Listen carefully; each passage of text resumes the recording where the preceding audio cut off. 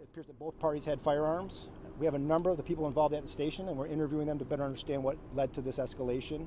But I can assure you that those involved or responsible for this will be held accountable. Are watching Philadelphia Live, but that's an official from Michigan telling us more information about a deadly shooting at a mall out there. We heard that 3 people total were shot. 2 of them have already died. We'll get into the details of everything that took place out there, what officials are telling us now, and give you that update from one of our sister stations. It's going to be Fox 2 Detroit giving us that update. But you guys, welcome on in to Philadelphia Live. I'm Judea Murray. We got a lot of stuff to talk to you about. I want to give you a live look at some things that are happening right now and some stories that are still developing for us. So as you can see, right next to me, taking a look at my home, New York, it's the Statue of Liberty, the first symbol that a lot of immigrants end up seeing when they come over into our country, especially if we're talking about centuries ago when they were first coming on into Ellis Island. Lady Liberty with her torch and with her tablet would be the first images they saw, and that is just reminiscent of the freedom that we feel here in the U.S., dating all the way back to when the Declaration of Independence was signed, when we finally gained our independence from Great Britain. So we'll be touching base with you on everything that's happening in terms of the 4th of July. While we are on the eve of everything, there are so many celebrations that have either been canceled, postponed, but there are quite a few that are still ongoing. So again, that's going to be one of the biggest things we're talking to you about. And also keep in mind, out in New York City, fans are losing their minds because Taylor Swift and Travis Kelce are getting married. Apparently that is happening right now as we speak at Madison Square Garden. So New York City seems to be the place to be, aside from Philadelphia, if you are either trying to learn more about America's history and just celebrate the 4th of July, or try to catch a glimpse of your favorite star. Now, we've also got some serious stories to tell you about. You know, Big Boy, the train, is finally making its way to Philadelphia. That's going to be really exciting for anybody who wants to go out and see it. But keep in mind that just yesterday, we're thinking about over 100 people ended up experiencing some sort of heat-related illness. So we'll talk to you about, you know, what's so big about Big Boy, what's so cool about him, and how all these people ended up being part of what they're calling a mass casualty. And then to the corner of me, you're seeing Sky Fox flew over the scene of an e-bike that we're hearing exploded. So to bring us more details about this crazy story, we'll be talking to Jenny Joyce a little later on. She's one of our reporters. And when I tell you that the details in that are just insane, this is one of those things that could have ended up being a completely different story. Like, we could have seen this end in deaths, and thankfully the homeowner, the people who lived there, seem to be okay. But you guys, we're gonna start things off with our weather. Heat has been the leading story for the last couple of days. We're in the middle of a heat wave. To bring us more updates on what we've got going on is Scott Williams, our meteorologist. Scott, what's going on out there? Hey there, Judea. Yeah, we're on the eve of the 4th of July, and we are still talking about stifling heat and humidity. Temperatures today maxed out in the triple digits. Feels like temperatures well above 100 degrees, but right now we're talking about thunderstorms. We focused in on how this would be a possibility yesterday. As that heat humidity builds, we get a better threat for destabilization of the atmosphere, and thus far north and west right now, moving towards sections of the Poconos and the Lehigh Valley. Look at all of those lightning strikes with a few severe thunderstorm warnings ongoing. We'll get into that momentarily, but all of southeastern Pennsylvania, Newcastle County, Delaware, interior parts of South Jersey, Storm Prediction Center has placed us under that severe thunderstorm watch until about 11 o'clock tonight. Far north and west, to take a look at some of these storms moving through the Poconos. They've been packing a punch.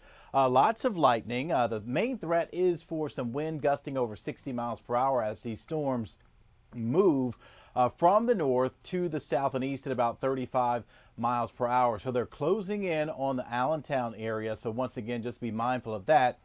Severe thunderstorm warnings in effect until about 7:45. So we're watching this activity kind of move down south of Interstate 80, moving along the northeast extension, approaching the Lehigh Tunnel, of course. Looking at the ominous sky conditions. So the main threat is for damaging wind gusts 60 miles per hour. There could be some nickel-sized hail in some of this activity as it pushes on off to the south and east. What we'll do is put a tracker on this, moving toward places like Allentown around 7:09, which is a few minutes from now. So once again, it's closing in on Allentown. Bethlehem around 7:14, moving toward the Richland area 7:35, and then by Bridgewater, New Jersey, as we get toward the early 8 o'clock hour. The good news is we're losing some of the daytime heating as the sun will be setting in about an hour and a half. So some of these storms will begin to diminish. But nonetheless, we're going to be tracking them for you, especially toward the Lehigh Valley, more likely into sections of Bucks County, Mercer County, maybe even making it into Burlington County, Ocean County, and Monmouth County as we kind of move throughout the late evening time frame. So we're keeping tabs on this activity as it moves into a more unstable and kind of buoyant atmosphere with all that heat and humidity. But farther south and west of Philadelphia, I think we will escape the brunt of the storms for tonight. So as we kind of look at the future cast, you can see how most of the coverage is toward the Lehigh Valley into sections of Bucks County, Mercer County more likely, but there could still be an isolated storm that pops up around Philadelphia as we get toward the latter part of the evening. So we're going to be watching this. Of course, the rainfall chances will be increasing over the upcoming holiday weekend as we watch this big heat dome that we've been talking about is going to begin to break down, and that will spell some heat relief, but we also have to get through thunderstorms. Now, take a look at this area of high pressure off to the south and west of us, and the winds around that high go clockwise. So we're looking at clockwise wind flow. We talked about how that air, it sinks, it compresses, it warms up, and that's why we've been looking at triple digits the past couple of days. Now, the storm track around this area of high pressure has been up and over it. We call this in meteorological terms the ring of fire. So think about you're at the circus and you see them jumping through that ring of fire, if you will. So right now we're talking about most of the thunderstorm activity going around that big heat dome. But this is going to start to break down as we get toward the 4th of July, and that will increase the threat for some severe weather. So tonight, as well as for tomorrow, the Storm Prediction Center out of Norman, Oklahoma has placed us in that slight risk. That's a scale of 1 to 5. It's a level 2. So we're looking at any storms likely producing damaging wind gusts. That's the primary threat. Torrential brief downpours, vivid lightning with this as well. There's not a lot of spin in the atmosphere or twist, so the tornado threat is going to be low. So we're primarily concerned with damaging winds, brief torrential downpours, as well as lightning. So the heat, the humidity, that's going to fuel those showers and thunderstorms right through the upcoming holiday weekend. Now, the main timing for tomorrow, the 4th of July, 4 p.m. until about 10, 11 o'clock. And, you know, that's not great because we've got the Philadelphia Stadium match taking place at 5 o'clock kickoff. We also have fireworks displays going on. We've got the concert. So not only do we have to contend with that heat and humidity, but now we're going to have to be keeping an eye to the sky for scattered showers and thunderstorms. And when thunder roars, you need to head indoors because if you can hear thunder, you can be struck by lightning. So we'll go hour by hour for your 4th of July and those temperatures for tomorrow morning, 7 o'clock, starting in the 80s, low 90s by 10 in the morning, 1, 2 in the afternoon, upper 90s to right around 100 degrees yet again. But you can see by 4, 5, 6 in the afternoon, that's when thunderstorms will likely start to develop and kind of bubble up. So we'll start the clock tomorrow morning, no problems. Looking pretty good for most of the day, but then take a look at this, 7, 8, 9, 10, 11 o'clock. Yeah, we're looking at scattered showers and downpours really starting to pop up across parts of the area. And once again, those will carry that risk for some damaging wind gusts, torrential brief downpours, lightning, maybe even some small hail. So we're going to be watching that window in particular between about 4 p.m. and 11 o'clock for some of those scattered showers dotting the map. So you'll just want to be weather aware. Keep an eye to the sky. We're already being safe with the heat and humidity, and then we're going to have to watch out for thunderstorms that will be scattered about, kind of popping up across the area. So here's a look at the forecast for the Philadelphia Stadium as we take you in to South Philadelphia by kickoff.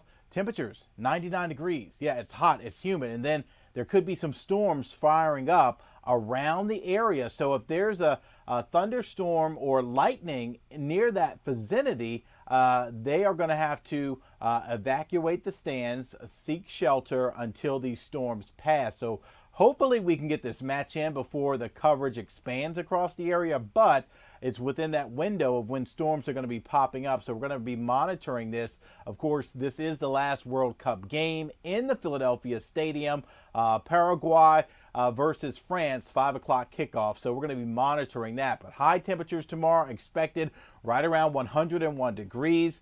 And then as we move towards Sunday, temperatures 10 degrees cooler, not as brutal. Still the threat for some pop-up storms as we move towards Sunday, and then 10 degrees cooler yet again by Monday. That really is going to be a shock to the system considering the triple digits we've been getting the past several days. So it turns cooler, it turns unsettled for early next week with below average temperatures. Now down the shore, we've been showing you all the scenes. People have been headed down the shore, beating the heat.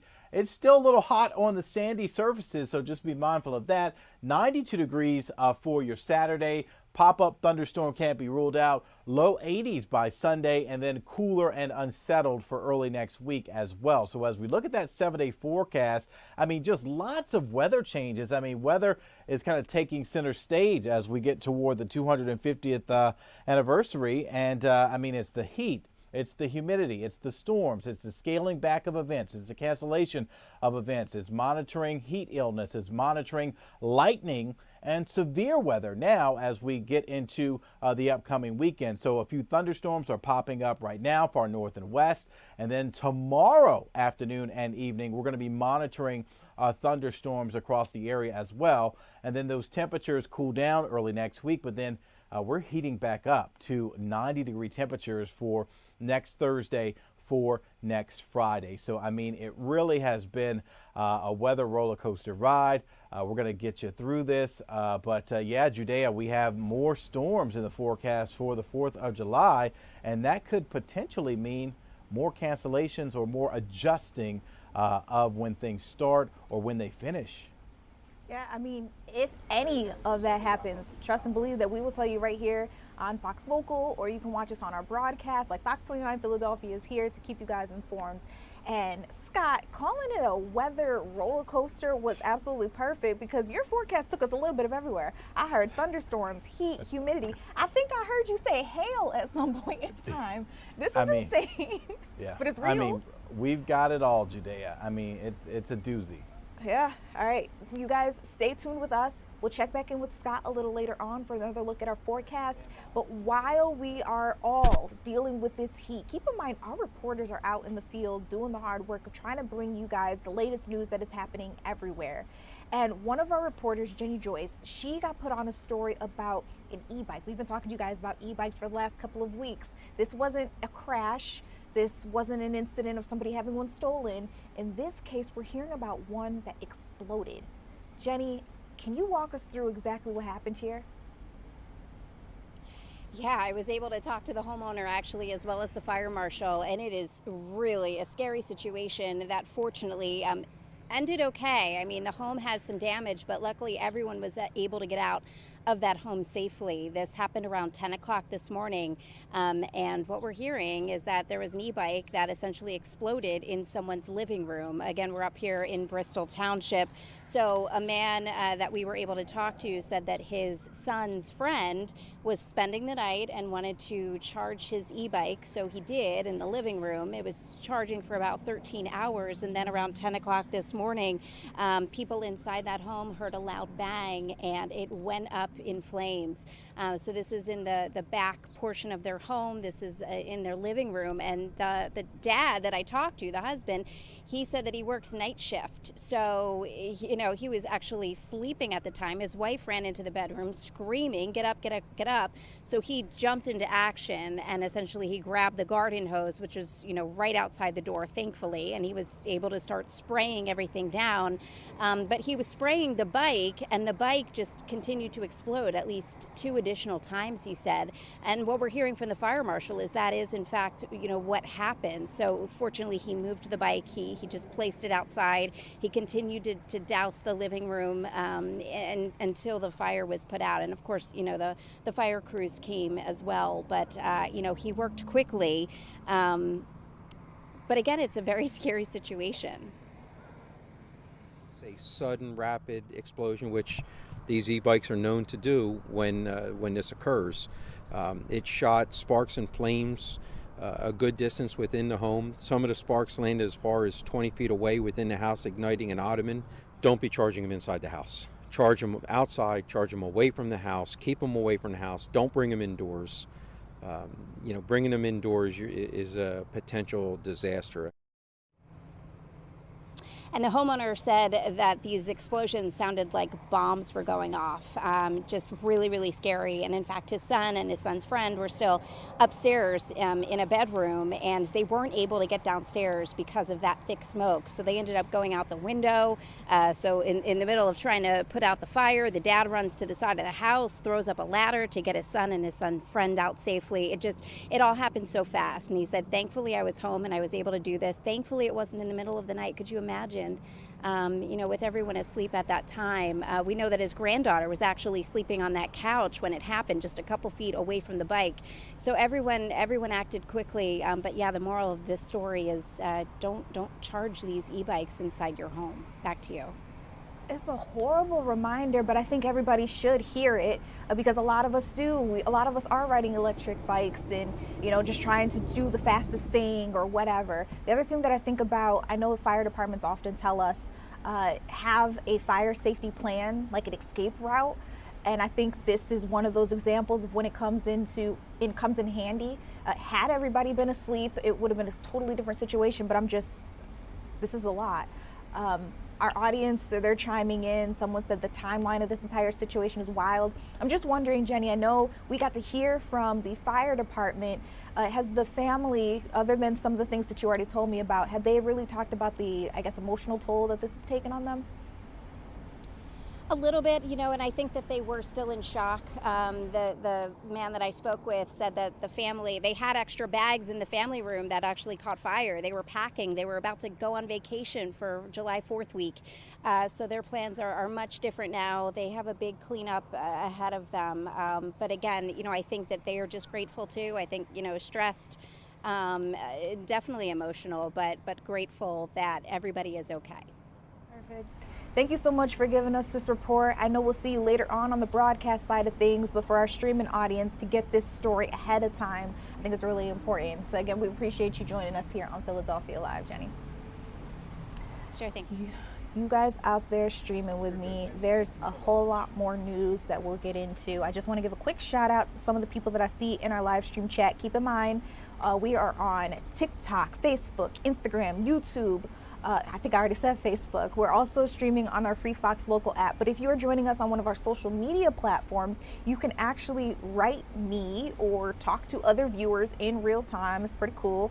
But this means you also in ways can influence how this live stream goes. From time to time, you guys tell me stories that maybe I don't have my eyes on. I can do a little research, try to get a live camera of it somewhere for you guys, and then we're able to bring it right here on this programming. But I just want to give a quick shout out to Lisa, Yossi Herrera, Nady Cakes 123, who joins us often. Love to see you in here. Let's see. We've also got Coco, who says that she joined in at work and tapped into this live. You guys can help me convince Coco to stay with us. Let her know the kind of stuff that we cover here. Like, you never know where this live stream is going to go. I'll just put it like that. Let's see. We also had somebody, Yossi Herrera. I want to get back to you because I think you are who told me. I was asking where everybody's viewing from, and they said that they're viewing from Honduras. So, hola, bienvenidos a Philadelphia. Love to have you too. Valentin Lopez. And I see more of you guys coming into. Ooh, Nina says, is this Taylor Swift's wedding? We will get into the details of that in a second. And we do have live cameras out and about. So eventually I'll be able to show you what it looks like right outside of Madison Square Garden. I've been taking so many videos to show you guys as we saw guests getting lined up and coming in. We also have some more details to share with you guys about what's really going on the inside of things. So yes, that's going to be one of the topics that we do talk about. Oh, and Jay says they're watching from Atlanta. That was also one of my many homes. So welcome on in, Sue. Love to see you here as well. You guys, we're going to take a quick commercial break. When we come back, remember I said there's a lot to talk about. I want to go national. President Donald Trump is making a trip to Mount Rushmore. He's supposed to speak. There's supposed to be a fireworks show. We'll get into the details of what is supposed to take place there. If you live here in Pennsylvania, keep in mind PECO says they're going on strike. I do believe that's supposed to start at midnight. So we'll get into the details of what they say they want, what they think they're not getting so far. And then I also want to talk to you about the mass casualty event that Big Boy happened to have brought the Pennsylvania area. We'll talk to you about how many people were impacted, what Big Boy is for those of you who aren't familiar with our area or with the train there, and a couple of other topics as well. Remember, if you guys want me to talk about something that I'm not touching base on, all you got to do is hit us up in one of our live stream chats. We'll see you in a second.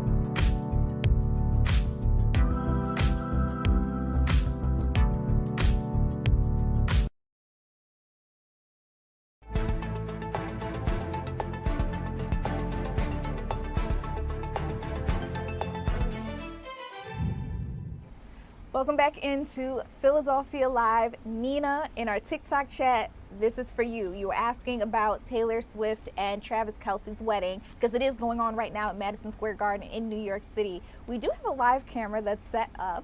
This, though, is outdoors. I'm going to be very honest with you. They're being very, we've got it on scan, there we go.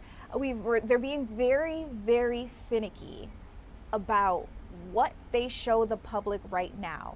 So there are certain things that we're going to show you. We'll get you details. Right now, what we have, we have a look at visitors, guests that have been coming through the area. So we'll talk about who's definitely there, who are the people we think aren't there just yet.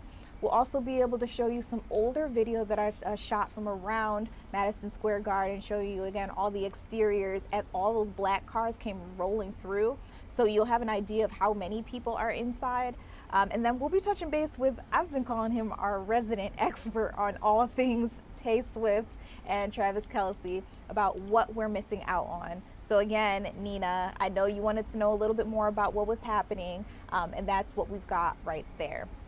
All right, now, for those of you who are interested in what's happening across the country, President Donald Trump is making his way to Mount Rushmore. And he says that this trip is so he can deliver a keynote address. Afterward, he's supposed to be there for the fireworks display. This is all part of Independence Day weekend celebrations. Of course, America is celebrating its 250th birthday. So his speech will take place at around 8:30 p.m. Mountain Time, which for us is 10:30 p.m. Eastern Standard Time. Now, those of you guys doing the math, you know that means it's outside of our streaming window. I'm with you guys from 7 to 10 p.m., but we may be able to give you, like if you're with us on YouTube, give you a look at what's happening there in real time in another streaming platform. It just won't be on this particular show. So there are supposed to be all sorts of exhibits, reenactors, interactive experiences, and even a tribute to the armed forces that will take place at this particular event. South Dakota Governor Larry Roden will also be there. He's going to introduce the president right before he comes up and speaks to us all. And then that fireworks display will take place right after he is done speaking. So it's like a completely packed day for him out there. That's just the latest of what we've got going on. Now, maybe you have heard about this whole, it's like an issue, I guess you could say, with President Donald Trump. They're looking into his finances, thinking that he has earned well over $1 billion through some of his businesses that use cryptocurrency. And a lot of people have a problem with it because they're saying, well, a lot of your policies that you've been like gung-ho on lately are in favor of crypto.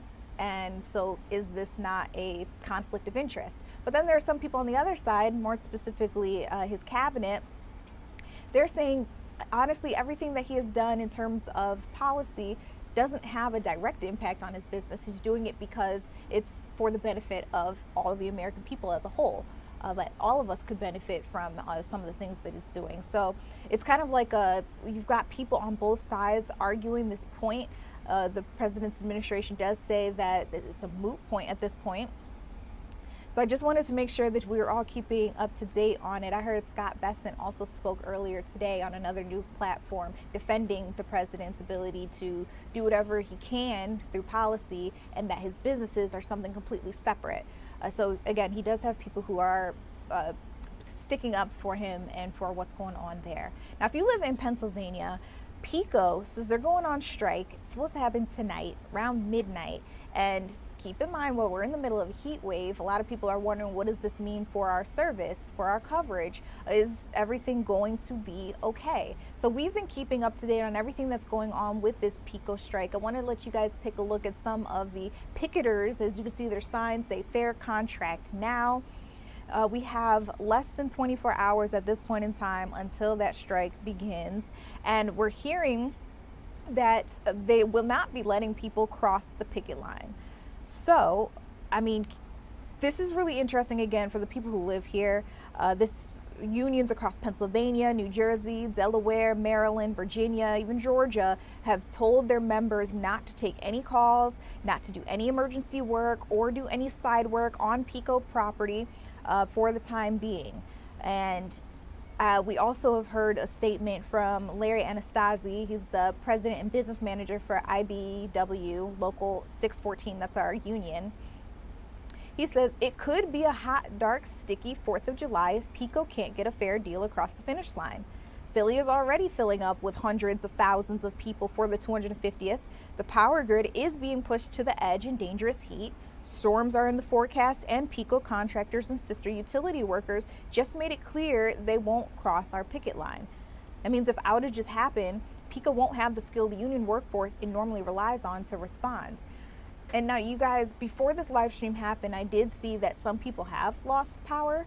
So to hear that our workers pretty soon will not be able to respond to them is a big concern. So will PECO cave? Will the workers cave? It's all going to be a waiting game. But this is really interesting again, as we are all experiencing and trying to beat the heat. This is not a good look. I'll put it like that. Now, I also want to let you all know that a federal appeals court just ruled in favor of President Donald Trump and the administration.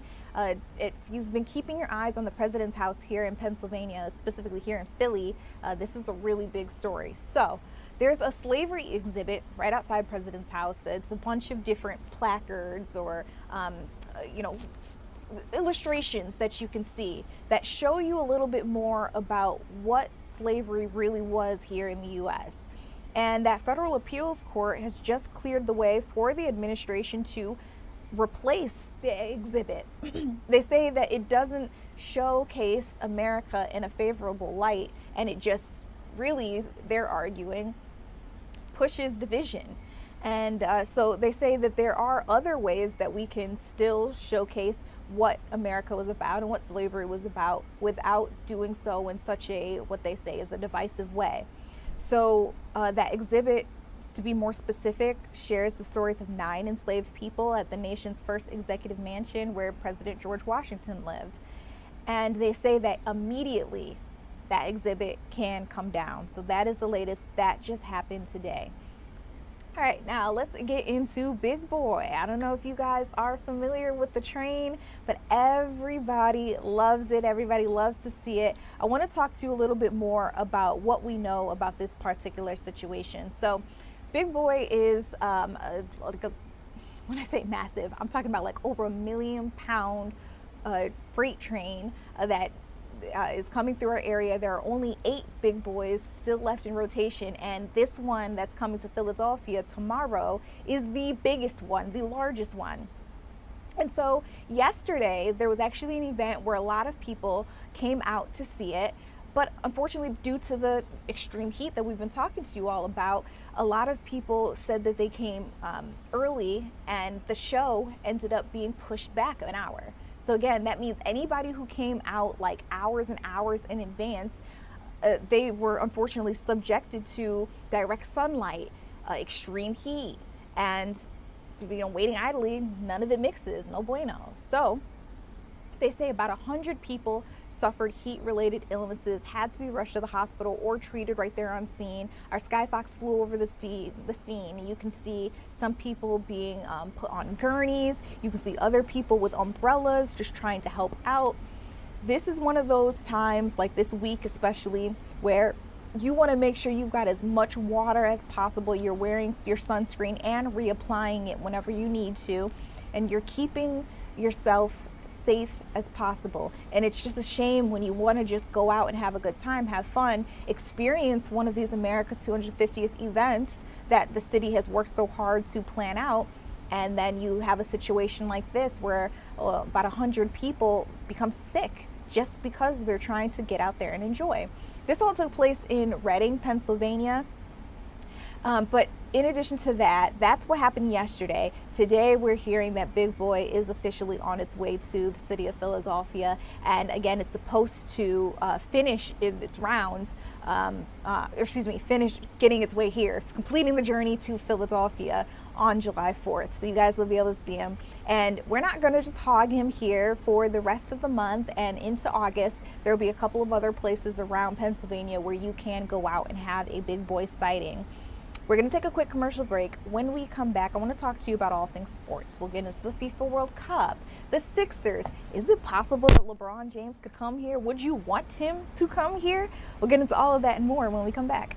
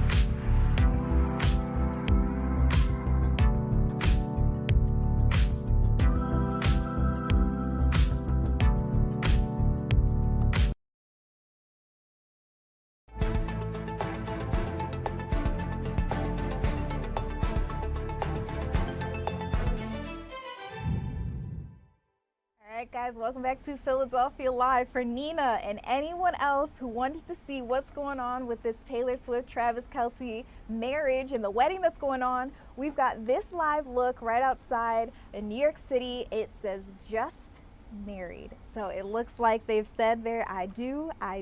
They did the kiss and it seems to be official.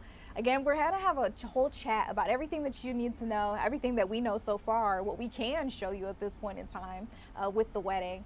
That's going to come soon, but let's get focused on sports. There's a lot going on, including a FIFA World Cup match right now as we speak. Breland Moore is joining us. Breland, I want to get into this match that's taking place right now. It's Argentina versus Cape Verde. Where do we begin with all of this?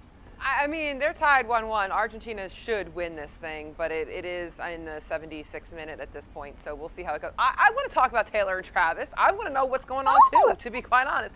Yeah, we'll see. We'll see. Argentina, like I said, should advance, but so far we've had some pretty down-to-the-wire finishes here, so we'll see how it goes. But, yeah, I also, you were like, for anybody who wants to see, I want to see. I too would like to see what was going on. Are you a Swiftie, or are you more into Kelce, or you just love a good love story? So really interesting. I'm actually from Taylor Swift's hometown. She was born in Reading, Pennsylvania at Reading Hospital. I too was born in Reading, Pennsylvania at Reading Hospital. We went to different school districts, but I do know some of her childhood friends. And so I have always joked. I was at her hometown concert in 2006 or whatever, when she was brand spanking new, only had Tim McGraw out. What? What'd you say?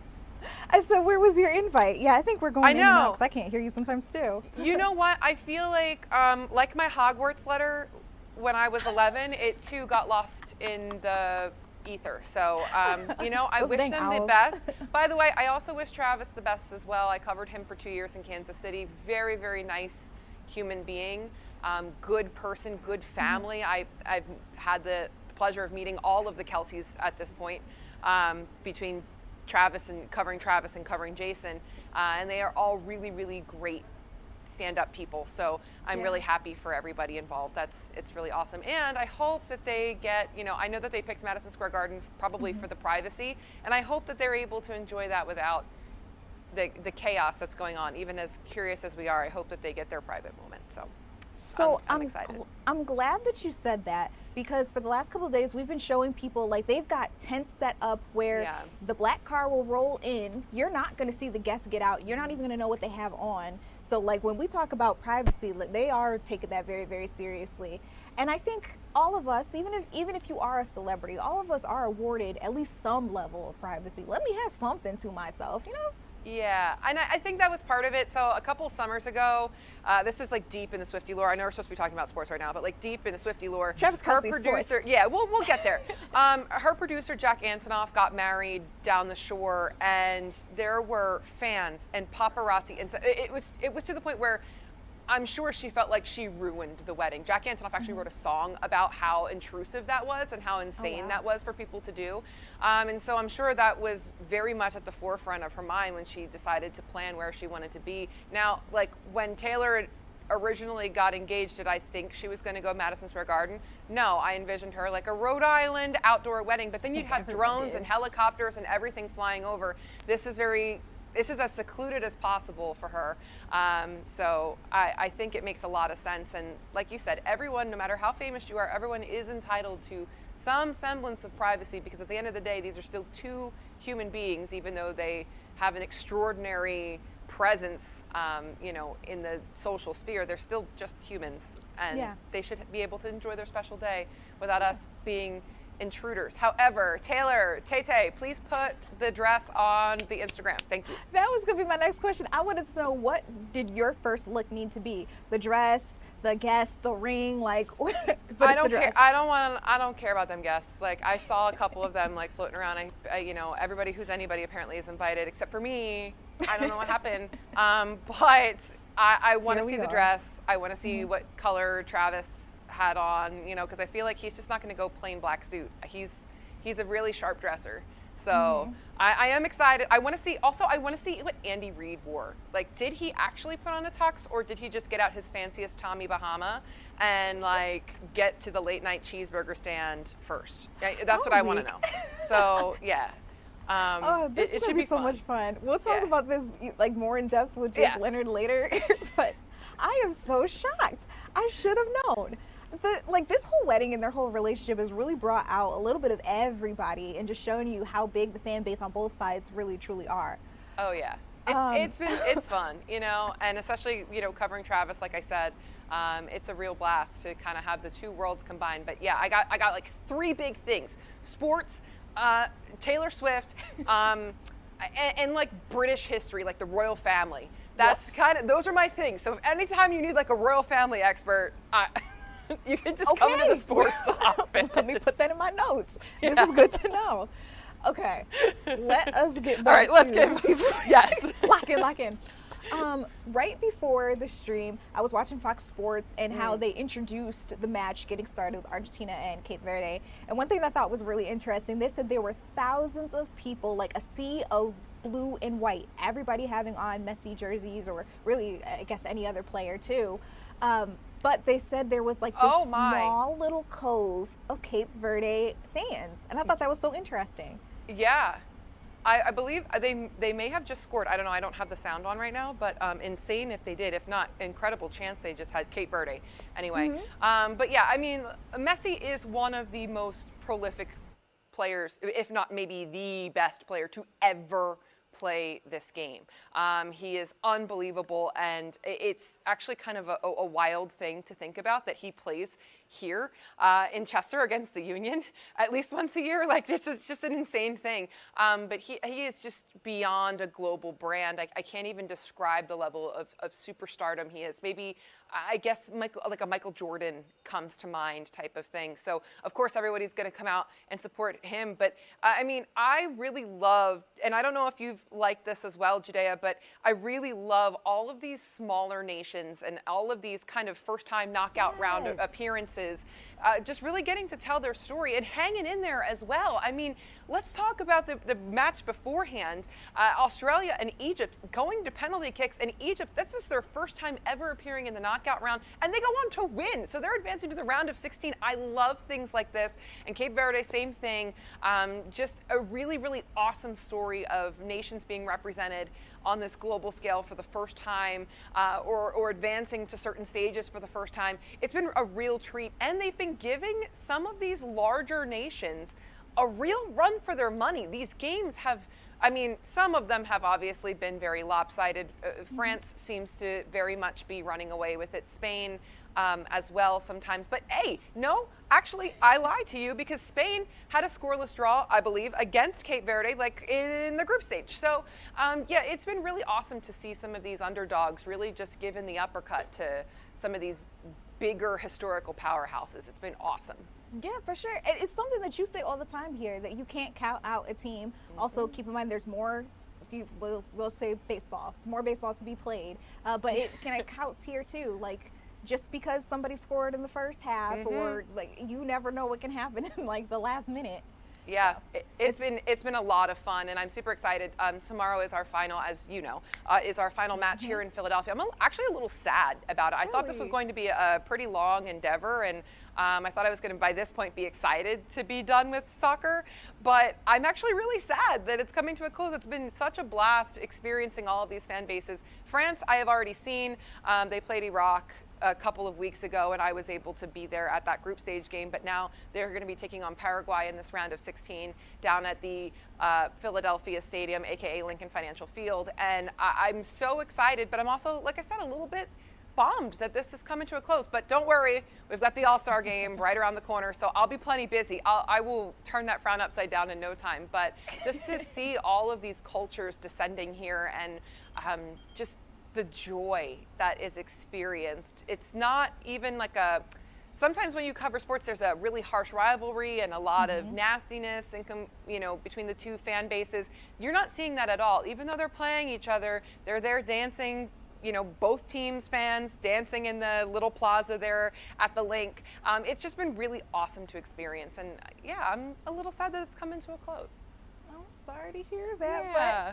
But for the time being, we will try to milk every second that we have of it. Yeah, it'll be fun. So, for sure. The U.S. team is getting ready to play as well. Yeah. We've got the stadium where they'll be playing, Seattle Stadium. Also, Yeah. we got to see them practicing a little earlier today. Are you looking forward to anything happening with that matchup? Oh, I'm so excited. I think, once again, they've got a really tough matchup. Belgium is a great team. Every team now is going to be a great team in the round of 16. But I really do think they can do it. We talked a little bit yesterday, Judea, about the Flo Balogun red card and how that affects this team. Obviously, he's just been lights out throughout the duration of this tournament, and to not be able to have him here in the round of 16, especially off of a really soft red card. I mean, I couldn't even believe that occurred. But whatever, here nor there, you can't appeal it, you can't fight it. So it just is what it is, and you got to just move on and figure out a way to deal with this without him. But that's a really heavy hit to the U.S. men's national team. But I don't know, I have faith that they can get this done even without Flo Balogun in the starting 11. They have this, and Judea, it's really hard to describe, but covering a bunch of championship teams, I've actually covered 4 Super Bowl teams, but 2 Super Bowl winning teams. And there's this element of, you can't really describe it. It's like a je ne sais quoi, like an X factor, where you just kind of watch a team play and for lack of a better term, they got that dog in them, There's just something about a team that you're like, you know what? They could probably pull this off, even without one of their best players. And I'm getting that vibe from the U.S. men's national team. I don't think they're going to win the whole thing. There are some powerhouse teams here, but I do think that they do advance out of the round of 16 and go to the quarterfinals for the first time since 2002. I really do. Yeah, I love that you use that phrase to talk about it. But I'm a Falcons fan, and I say it all the time. Last year, we had a pretty rocky start. Once we got rid of our kicker, we brought somebody else on the team. No tea, no shade. I feel like the guys were really starting to fight, and that's what I kept saying. We got that dog in us. Yeah, it's something. It's that intangible thing that it's not necessarily it is how they're playing, but there's that aggressiveness. Nick Sirianni, the head coach of the Philadelphia Eagles, that's one of his phrases, is that the dog mentality, embracing the dog mentality. And you can just kind of feel when a team is gritty and they just have it. And I think this is a team that has it for the first time in almost 3 decades. So it's been really, really fun to watch them as well. Mm-hmm. Now, Vreeland, we got to switch gears. Yes. I know you know that I have to ask you this, but there are so many rumors swirling around that LeBron James could potentially come to the Sixers. Wait, I was going to do that to you. Sorry, it's like a vocal stim every single time somebody says LeBron James. I got it, LeBron James. LeBron James. So I like it. I don't think it's going to happen. So his agent, which is of course Mr. Adele, Rich Paul from Clutch Sports, he has said that 10 teams are in consideration, I believe. He talked to ESPN earlier, and it was about 10 teams that are in the mix here. However, what I really do like about this LeBron James rumor, you're coming off of the blockbuster Jaylen Brown trade, right? This is a new president of basketball operations. Mike Gansey was just hired a couple of weeks ago. And to start your tenure off with an incredible trade of that magnitude, and then you're being a serious contender for LeBron, even if this doesn't happen, which I don't think it will, it might. I mean, LeBron and Tyrese Maxey share the same agent. There might be something there. I find it just really hard to believe. And maybe I'll wake up one day and I'll be shocked, and that'll be that. And I will fully eat that. That's totally fine. That will be awesome.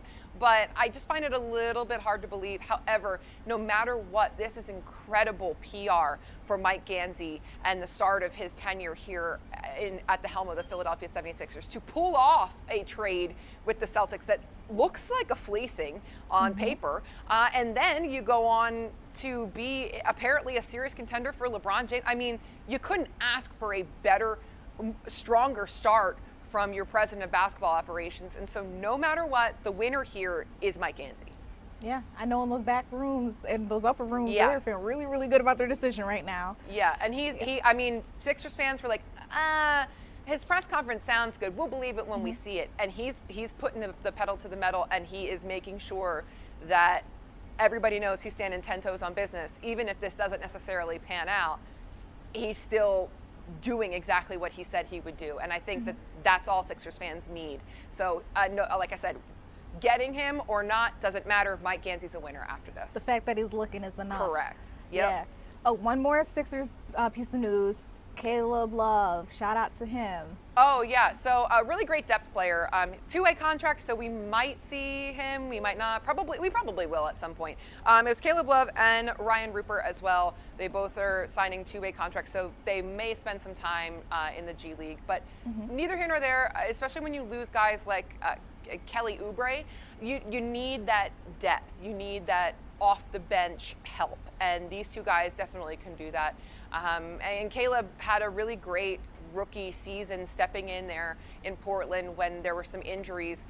So we can expect some solid depth scoring from him as well. So I'm excited. That was one of the concerns after the Jaylen Brown issue was how are we going to fill the depth? How are we going to fill that bench? And you got a little bit of power here from both of those young men coming off the bench. So I think, like again, Mike Gansey winning right now. I'm actually scared because the fact that the Flyers are cooking right now, we talked about that earlier this week, the Flyers are cooking, Mike Gansey's cooking, so the Sixers are cooking. What in the world? Howie Roseman is like, wait, this is my job. I always am pulling off the wizardry. Like, what does he have in his back pocket? Because I feel like he's got to get a little one up on everybody else now. I don't know. Only time is gonna tell. Yeah. All eyes are on Philly sports for sure right now, which feels really, really good. I love being at the center of the universe. Breland, thank you so much for weighing in with us on all things sports, and Taylor and Travis. Always. I wasn't expecting that, but it was great. Anytime. You guys, we're going to take a quick commercial break. When we come back, we got a lot more to talk to you about. We'll see if we figured out anything else more going on with the Travis Kelce, Taylor Swift, or is she Taylor Kelce now? I guess. We'll see if she took his last name. A lot of things to look into, but also we do want to give you your big news of the day. I know some of you guys are like, I love the lighthearted stuff, but we need to also get into the hard stuff. We'll have that available for you too. Don't go anywhere.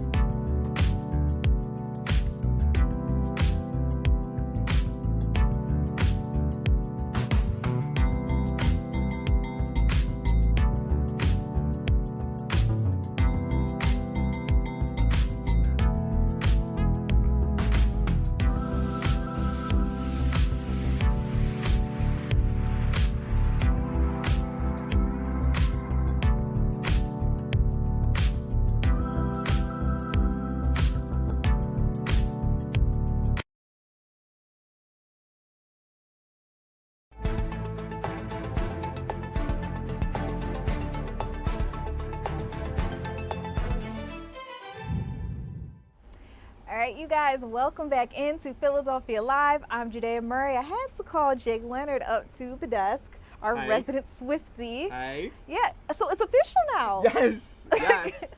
According to the signage that we saw Yes. outside Madison Square Garden, they are officially married. Yes, I was, while you were talking, going through some of our stories of the day, I was monitoring the camera and I was looking at it as it switched to that and I was like, I literally gasped to myself and I was like, I can't make it seem like something bad happened. But Appreciate you for Yeah. that, because I'd have been like, what in the world? yeah, so I have to share right now in our Slack channel, we just got what looks like a statement from the Associated Press Okay. about it. So basically, it says Taylor Swift and Travis Kelce are married. Swift's publicist confirmed the marriage took place Friday evening inside Madison Square Garden at a star-packed ceremony. The couple did not have bridesmaids or groomsmen, instead opting for Swift's brother to serve as her man of honor and Kelsey's brother Jason serving as his best man. I haven't read this before, so I'm like Yeah. surprised in You're real learning time. it just as we are as well. The wedding between the superstar singer and football player took place as fans and spectators gathered outside MSG in the blistering heat, eager to be part of the occasion, even though the event was almost entirely hidden away from the public. Wow. I Yeah. think the confirmation that there was no wedding party is kind of like a shock. Honestly, me and Cam on our web team, Cameron Scrivens, we were just having a conversation and she was theorizing that there wasn't going to be a bridal party Does she have a crystal ball back there at her desk? based on the outfits of some of the people, because people were theorizing, it was going to be Gigi Hadid, Selena Gomez, her childhood best friend, and they were all wearing very distinct. Wait, how did we see what they had on? So it was coming on like Dimois, which is like a celebrity gossip account, and so like Oh. things like Okay. that. We were getting trickles on our Instagram right now. We have a video of Abigail, her best friend, coming in, like all dressed up. So there was theories that there weren't parties, but just hearing it is kind of wild. It There's is. a lot going on. I think for me, the thing that I find the most, like, I guess progressive, is that her brother was her I love man of honor. I That's love what that. that's what you called him, right? The man of honor. Yes, yes. I think that's really cool. No, I think that's really cool. I have a sister, so I always like say when I get married, she'll be like my Your best girl. yeah. So I love that like Taylor did that with her brother. I think that's like a really nice, like special thing to do. But Yeah, that is really yeah. nice. So yeah, when the just married Justine and T thing came up, people were kind of taking that as confirmation that they were officially 'Cause what married. else could it Yeah, have been? so it is But now nice we've got to it see the officially. confirmation Yeah. that that's what it meant. So I've been writing down a list of who we've seen pictures going into the wedding. Okay, So a hold bunch, on. a As bunch you of read A-listers. this, let's show them what it looked like on Yes. the outside as people were coming in, just so you guys can visualize what's Yes. going on here. Okay. Who came? Star-studded. Okay, ready? Jason Sudeikis, Hugh Grant, Ethan Hawke, Dakota Johnson, Zoe Kravitz, Carly Kloss, who was really up in the air because she and Taylor allegedly had like a falling out.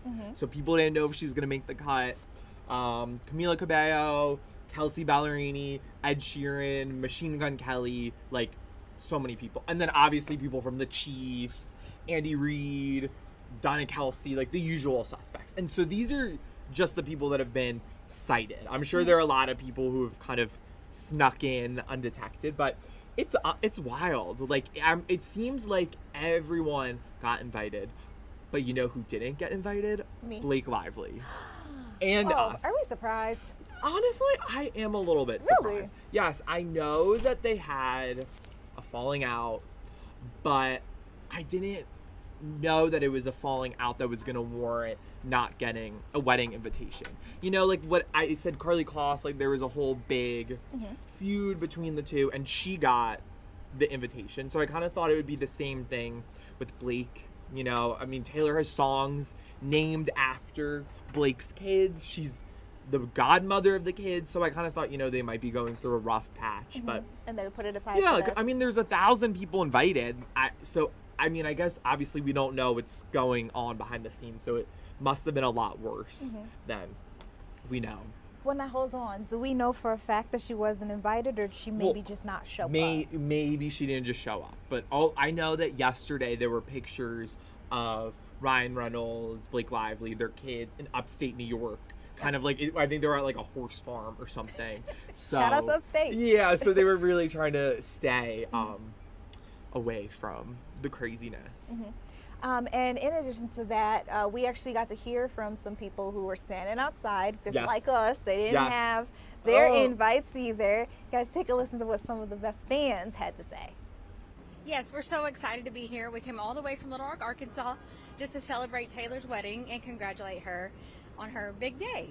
We're wondering where our invitation was. Actually, we look in the mailbox like every day, and our invitation wasn't there. So we're going to run back or call our home and see if it's there, because that's why we came, for Taylor's wedding, and the fireworks. So yeah, we're really excited about her wedding.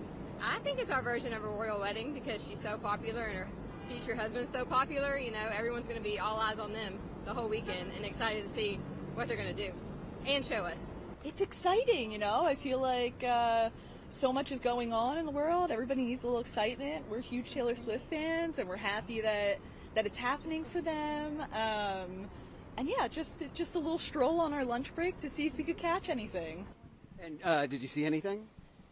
We saw some stuff come out of some trucks. We don't know what it is. At one point I was convinced they were in one of the boxes. Maybe that's how they're getting it. They just knock in. She loves doing that. But it looked like the top piece of something was going in. It was a big pyramid shape and, under wraps, but you could make out some shapes, so it was interesting. If the rumored castle is true, I'll be curious. In my brain, it's royalty, that's for sure. royal wedding, Yeah, I feel like this is the American royal wedding at this point. Yeah.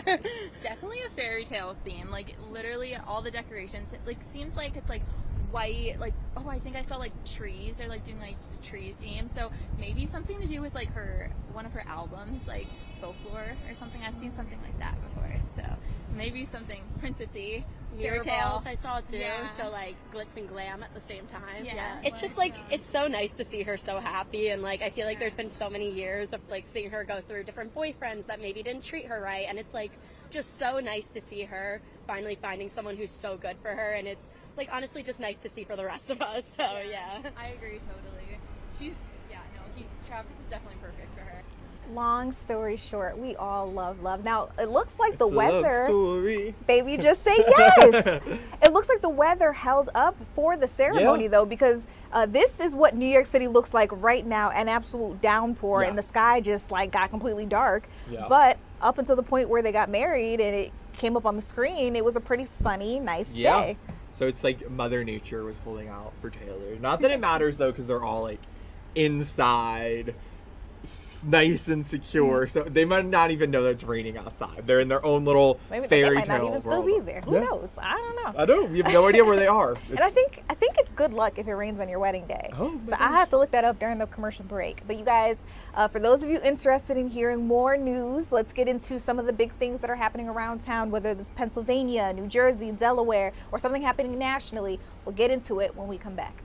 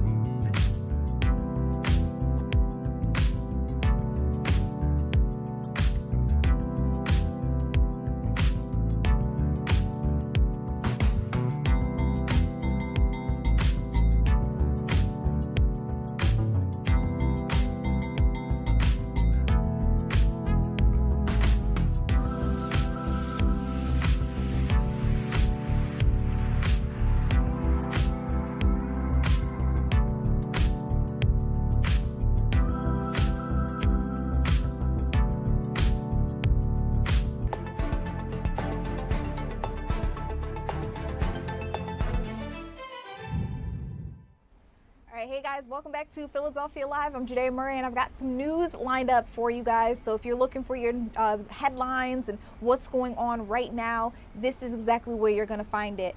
So we are trying to get a look at City Hall here in Philadelphia because we were hearing that France fans may be on their way there. They're supposed to get there at around 8 o'clock. It's now 8:06. I don't have my glasses on, but I can't tell. I don't think we're seeing a big presence just yet.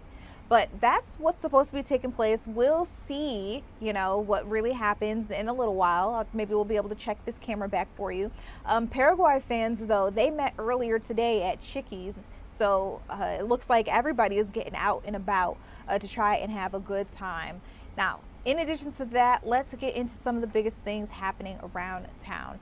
If you guys have been trying to get into 4th of July plans or any of these parades, you've probably seen that there's like this pattern at this point where we're seeing stuff getting canceled, stuff getting delayed, pushed back because of this extreme heat that we are facing here in Philadelphia. New Jersey's feeling it too. New York City for sure is feeling it. Delaware has also issued their fair share of heat advisories as well. Now, one of our reporters, Jill, she got out and about after we heard that the semi-quincentennial parade had been canceled just to see, how are people fixing their plans? A lot of people literally traveled here to Philadelphia to try and get out and have a good time and learn a little bit more about America's history. So what are they doing now? Let's check in with her. Oh, there's a package of story put together by Jill. Yes. Devastated to have to cancel the parade. It's really heartbreaking. The team has been planning it for over 2 years. Del Bain says there's almost 10,000 people that had come to Philadelphia to march in this year's semi-quincentennial parade. But at the end of the day, our number one responsibility is the safety of our patrons, our participants, our guests, and our staff. He says they spent the night trying to reimagine the parade, but ultimately it couldn't be safely done. The parade with almost 10,000 participants would have required something like the convention center, but the convention center, you have to arrange that, months or even years in advance.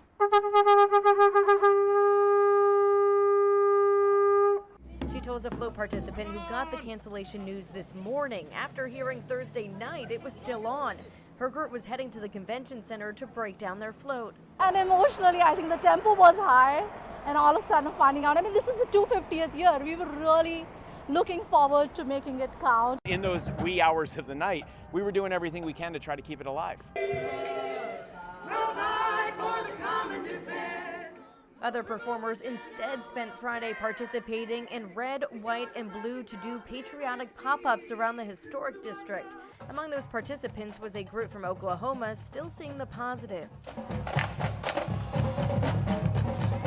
Getting to present and perform our art, our music, where essentially democracy was birthed in this country is really special. Heat has also caused Friday's Pops on Independence to get pushed back to 8 p.m.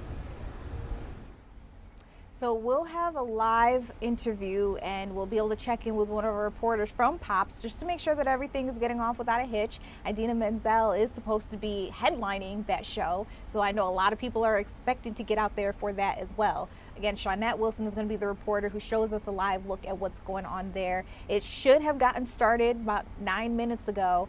In about 20 minutes, we'll check in with her just to see how people are getting along. Now, when we heard that parade had been canceled earlier today, Jen Frederick, who's in a kind of ways me during 12 to 2, she's here on Philadelphia Live, giving you guys live news, breaking news, all that good stuff just earlier in the day. She held an interview and got to talk to the guy who literally plans all of this, makes it all happen. So we wanted to know what his thoughts were when everything that he had been working toward was really gone. The man who is really in charge of, I would say, 90% of the stuff is happening is this guy, Michael. Okay, he's the executive producer of Wow Wow Welcome America. Hi, babe.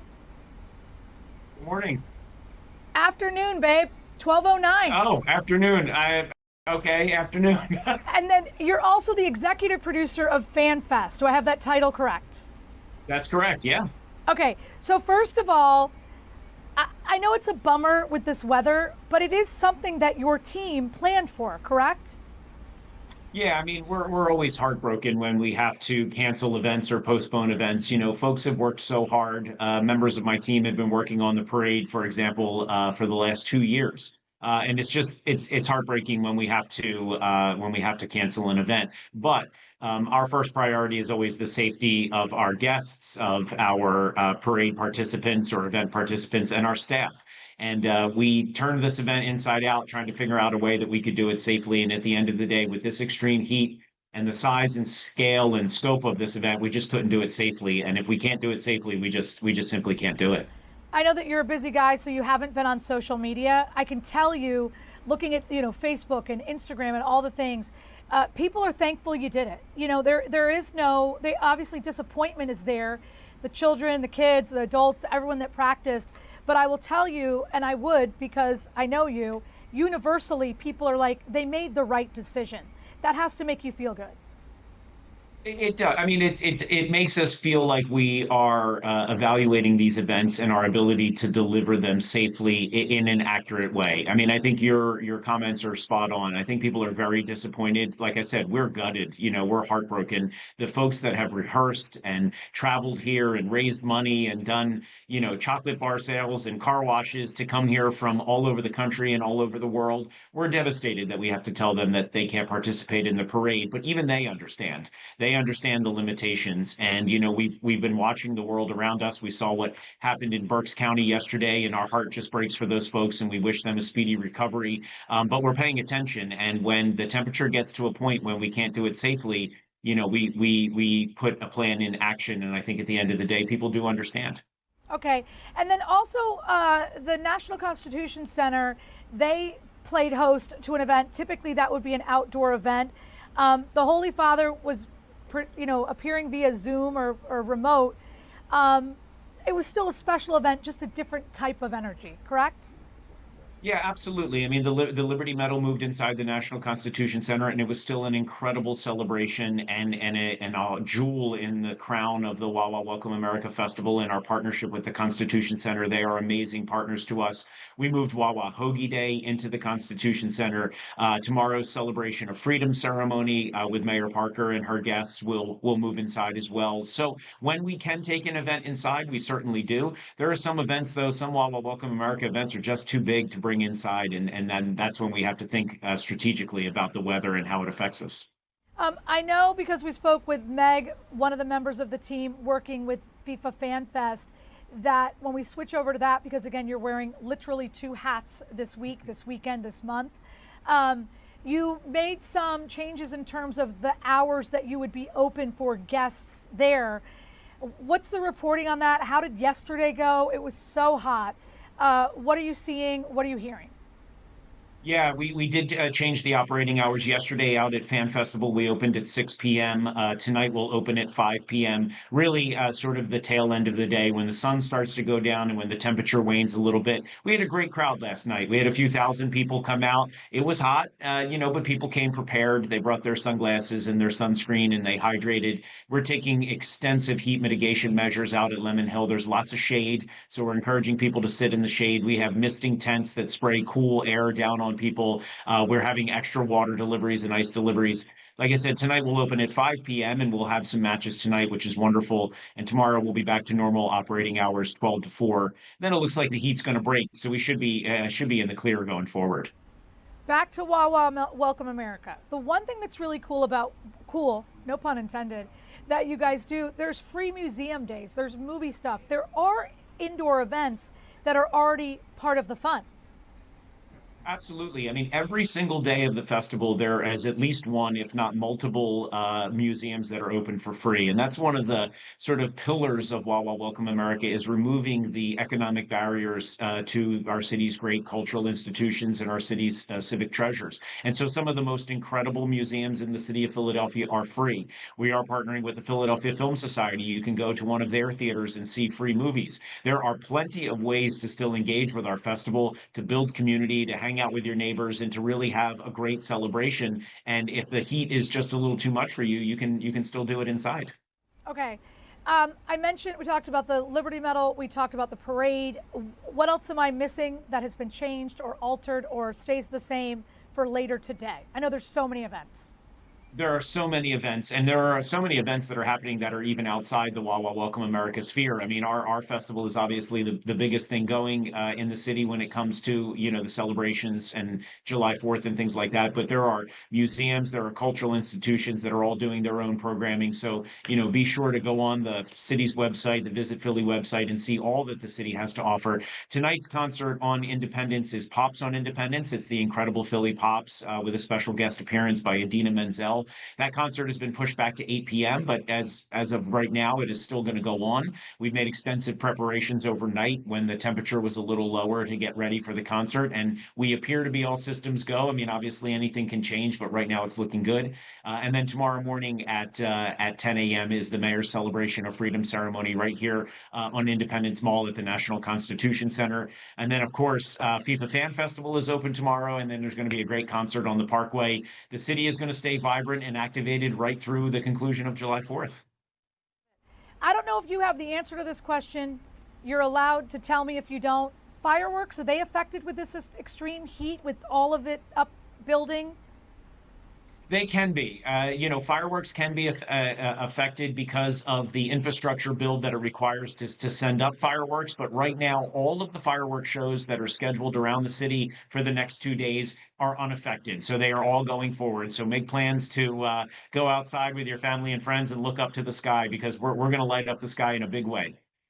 I'm not sure who your boss is, and I'm not sure if your boss is watching this, but I have watched from the beginning what you are doing personally, professionally, as a leader, and I'm proud to know you. I'm proud the city has you in this command, position. I think you're just really doing a great job. I can't imagine the pressure you're under, so I really appreciate you taking the time to speak with us. Well, thank you. I appreciate those kind words, and it's great to be with you. And, at the end of the day, it's all about making the city of Philadelphia shine, and that's what we're all doing. Everyone's rowing in the same direction. There are a lot of people out here trying to make the city of Philadelphia have something special this year, and we think it's working, so we're really proud. All right, last thing. Did I miss anything? Anything you want me to ask, to know, to tell people? Yeah, just when you come out to events, come prepared. Travel light, go on the various different websites and which prepared as far as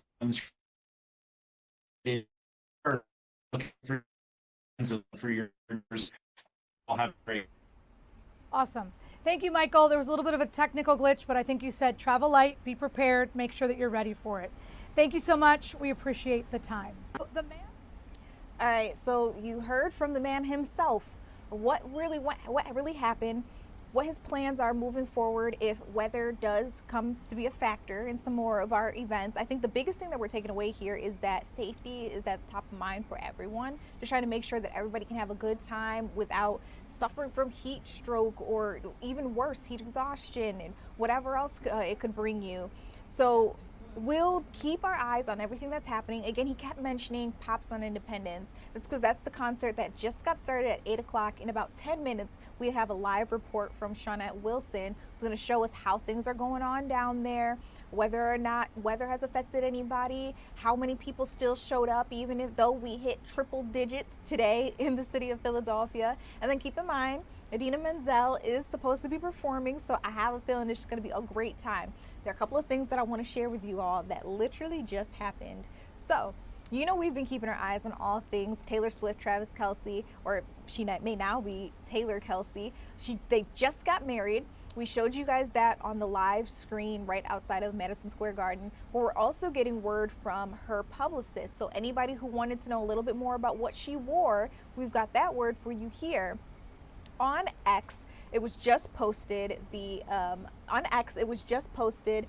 to their account, and it has a little bit more information about the wedding. It says the bride and groom's wedding ceremony looks have been created by Christian Dior. They are designed by Jonathan Anderson, creative director, Dior Women's, Men's, and Haute Couture collections in close collaboration with the bride and groom. This is the designer's first couture wedding dress for the world-renowned celebrity. Their shoes were custom made by Christian Louboutin, and the bride wore Cartier jewelry. They also say Taylor and Travis did not have bridesmaids or groomsmen. Instead, her brother Austin Swift served as Taylor's man of honor, and Jason Kelce was Travis's best man. The ceremony joined both families together and was officiated by friend Adam Sandler. Adam, what are you doing here? I want to know though, like, did he actually wear a suit to do this, or did he wear his normal getup of basketball shorts and a t-shirt? I need to know. I need to see pictures, and as soon as I have them, you guys, trust and believe, I will share them with you here on Philadelphia Live. In addition to that, I got some big World Cup news that I want to bring you on out to. So we've been keeping our eyes on everything that's going on with this Argentina-Cape Verde game. Keep in mind, Argentina was like the, I guess, fan-favored win. A lot of people thought it was going to be a no-brainer that they would come out on top. Well, let me tell you something. Within the last maybe 5 minutes, Cape Verde scored again, so it is now tied once again 2-2. And this last score was made by number 13. When I tell you, he was so excited after he made that goal that he literally ran off the pitch, ran up the steps into the crowd, and it was just a crazy moment. Like, if I didn't see it happen with my own eyes, I wouldn't have believed it. But anything can happen at these soccer matches, which is why a lot of people were like clawing at these tickets when they were going out. They didn't even care how much it cost. So of course, a lot of people are there to see Lionel Messi. I heard from Fox Sports right before this match got started that it was like a sea. I mean, if you tend to like tune in and out of the game, you could see it's a sea of white and blue jerseys. And then Cape Verde did bring a pretty decent sized fan base, but it's only filling up like one certain portion of the crowd, according to Fox Sports. So for them to come out and play just as hard, even though they look up and they don't see people who necessarily want to see them there sometimes, like, that's a lot. That is dedication. That is focus. We're going to keep our eyes on what's happening here, because is it possible? I don't think this could be a draw. They would have to keep going, right? Until somebody scores. Somebody has to get knocked out. But just the fact that they are really giving Argentina a run for its money, this is crazy. But if you're a Cape Verde fan, I know you're like, no, this is what we were built for. It was for this moment right here to prove to the world that we deserve to be here. As Breland said, we got that dog in us, so we got that fight. It's just really interesting to see how all of this is melting down. So again, I'll keep my eyes on what's happening with the match. I'll try to tell you, break it down as like layman's terms as I can, and we'll all keep up to date with what's happening out there. Meanwhile, there are a lot more things coming up for you. In a little while, we're going to have live look over the Potomac. That's going to be President Donald Trump speaking, and then also President Donald Trump is speaking at Mount Rushmore. Over the Potomac, we're going to see fireworks. They have an entire event that's happening right now as we speak. We'll be able to have that live for you at around 9:15. So again, a lot still coming up for you. Don't go anywhere.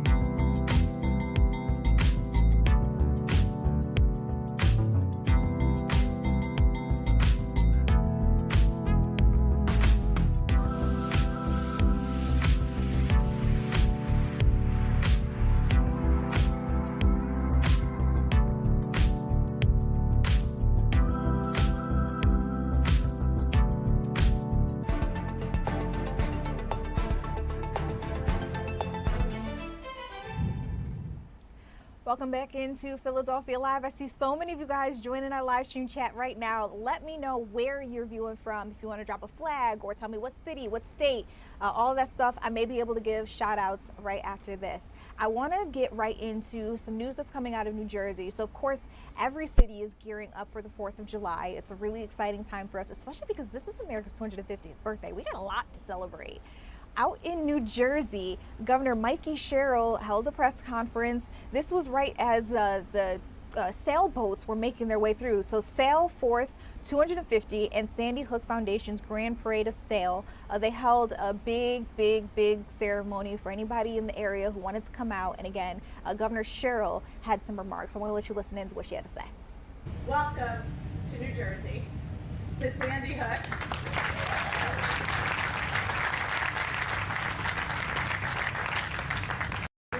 Our biggest 4th of July weekend ever. Nearly 250 years ago, it was here at Sandy Hook that George Washington's army drove the British from New Jersey. We welcome them back now, but at the time it was a big deal. It was from this bay that the last British ships of the Revolutionary War departed. It's this harbor that has been the gateway to America ever since. A beacon for freedom, welcoming immigrants. A channel for commerce, building a strong middle class, a stronghold for the military, defending our nation. And New Jersey has been the backdrop for it all.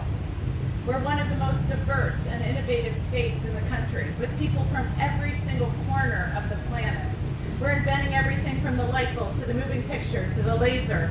And as we mark America's 250th anniversary this weekend, we build on that legacy of liberty and prosperity, our state motto, and we keep working to open the doors of opportunity to everyone. This is a special month for America, but certainly for New Jersey. We're hosting the World Cup. 3 billion eyes will be on our state on the World Cup final. That is 1 in 3 people on the globe.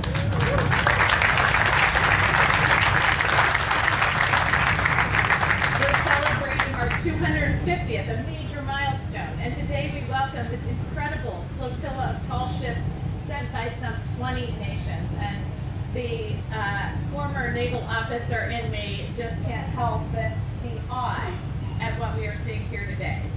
They are coming from places as far away as Italy and India, Peru and Poland, Spain and Sweden. They're here as an enduring symbol of friendship and cooperation.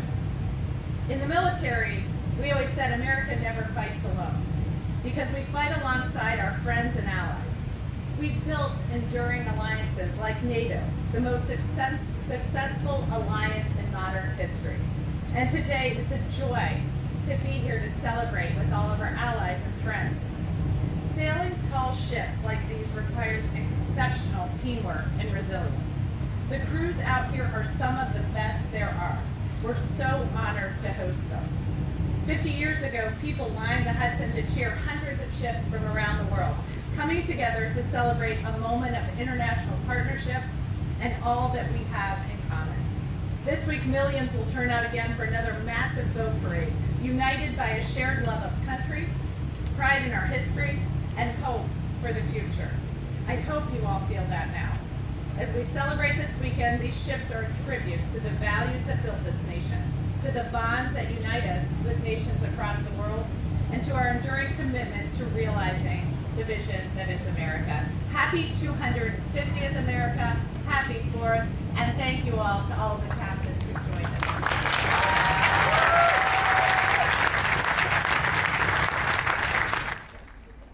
All right, you guys got to hear from Governor Sherrill. Now, keep in mind, we are keeping our eyes on a lot of things that are happening right now here in the city of Philadelphia as we get geared up for 4th of July. Right now, there is a concert series called Pops on Independence. I want to get right out to one of our reporters, Shawnette Wilson.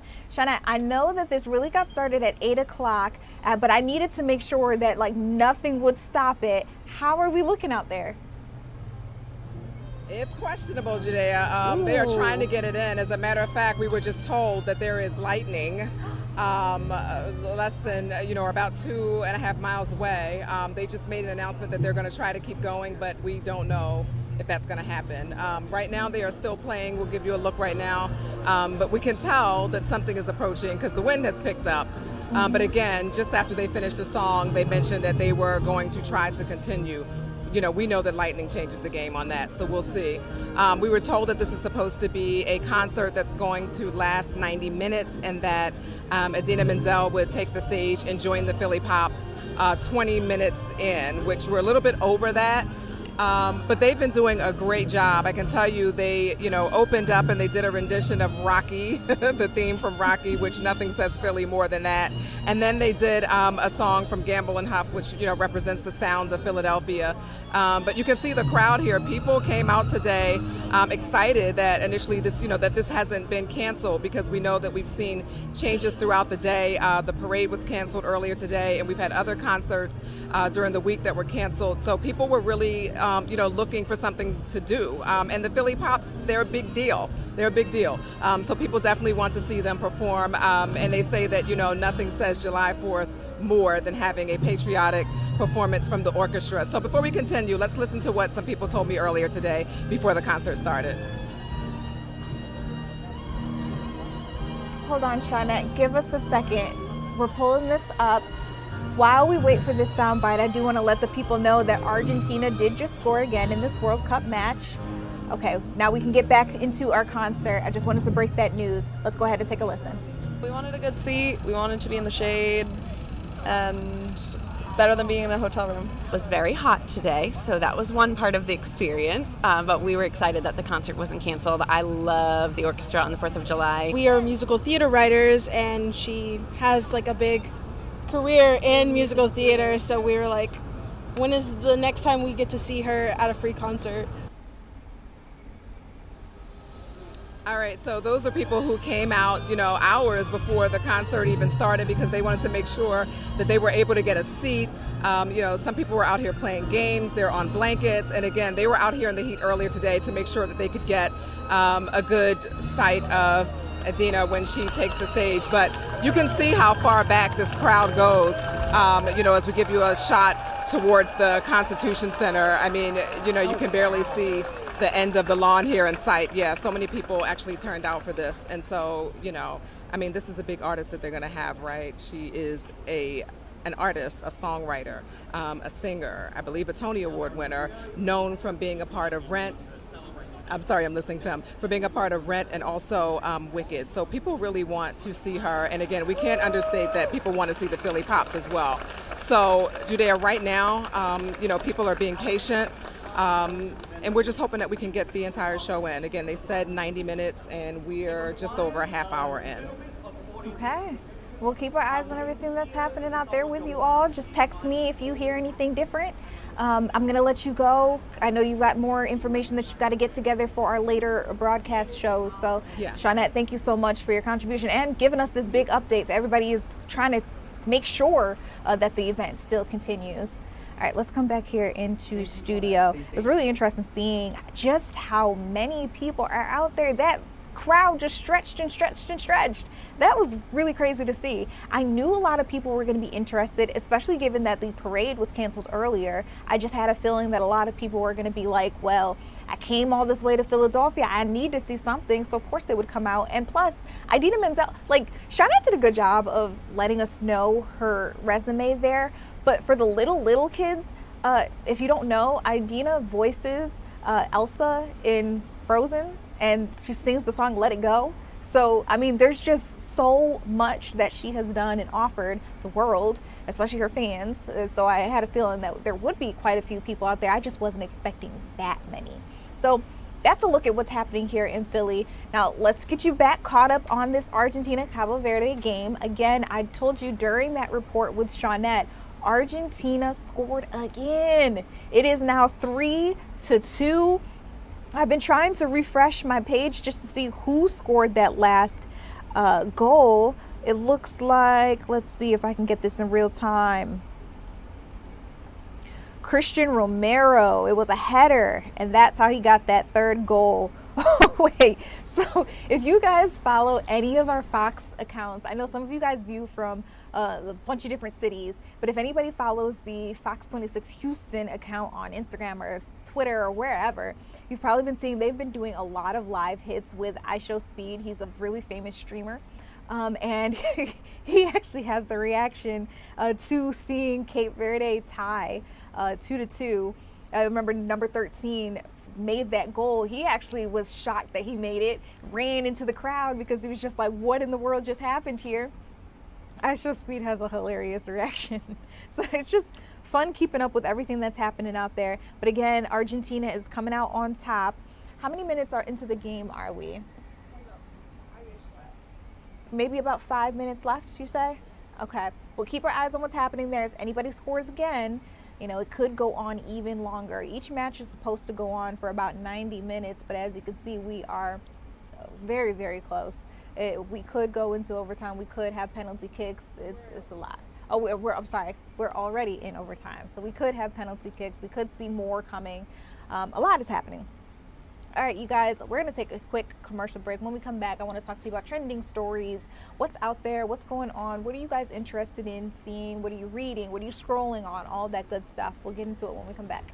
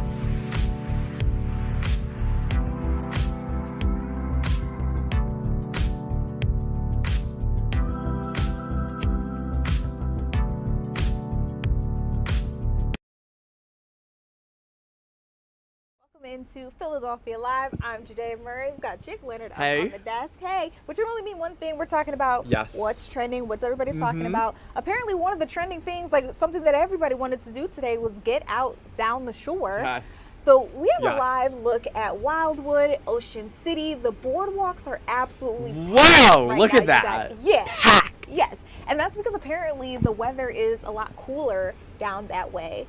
And so if you were trying to beat the heat, you didn't have to go too far. Oh, I'm jealous. I am too. Looks so nice. Oh, there's nothing about like that breeze and just the mood is so good. Oh, I love going down the shore. Same. I just feel like the boardwalk is the place to go for like a 4th of July. Yes. It's always the best fireworks show. It's always, yeah. It's just, there's just this energy in the air. It's like, it's just so electric. Like, I love it. All right, Jake, got to pick your brain. Okay. A lot of things going on right now. I know one of the topics that everybody's talking about is in the sports line of thinking, right? Yes. Okay. You guys, somehow, some way. It's pretty big. Out there on social media, a lot of people have been talking about the possibility of having LeBron James. Yes, the LeBron James. In Philadelphia. Yes. Do you want that? Could you see it? We asked y'all. Yeah, we had to ask the audience. Yeah. So we ran a poll. fox29.com/go vote, always Fox Local tab, just asking the people, how would you feel about LeBron James playing for the Sixers? And so, as you can see, 74% say, that'd be great. 26% say, nope, keep him away. And it cracks me up. 0% say they're leaving a comment. But I'm looking on our socials, and we have They're leaving comments. so many comments. So Anthony says, sign me up. Whatever helps take down the Knicks. Agreed. Sandra says, no, he's ready to retire. Maybe 10 years ago. Lee says, bring him. Jean says, pass. Scooter says, I don't even think we have to worry about that. I don't think that's a possibility. People are like, it's so funny. I'm like scrolling down. It's like every other comment. One is saying yes, and then the other one's saying no. Someone just put like a gif of them like shaking their head. So lots of discourse. I really wish you guys would go even deeper, because I know that there are some fairly decent reasons why some people don't want to see him here. I have to fight back against the person, though, who says, no, it's because he's close to retirement. Right. Let's not act like LeBron James is not the leading scorer in the NBA. Right. Like, it doesn't matter how old he is or how close he is to retirement. The man is making buckets, and I think that's all that matters. Well, yes. He knows how to lead a team. Yes.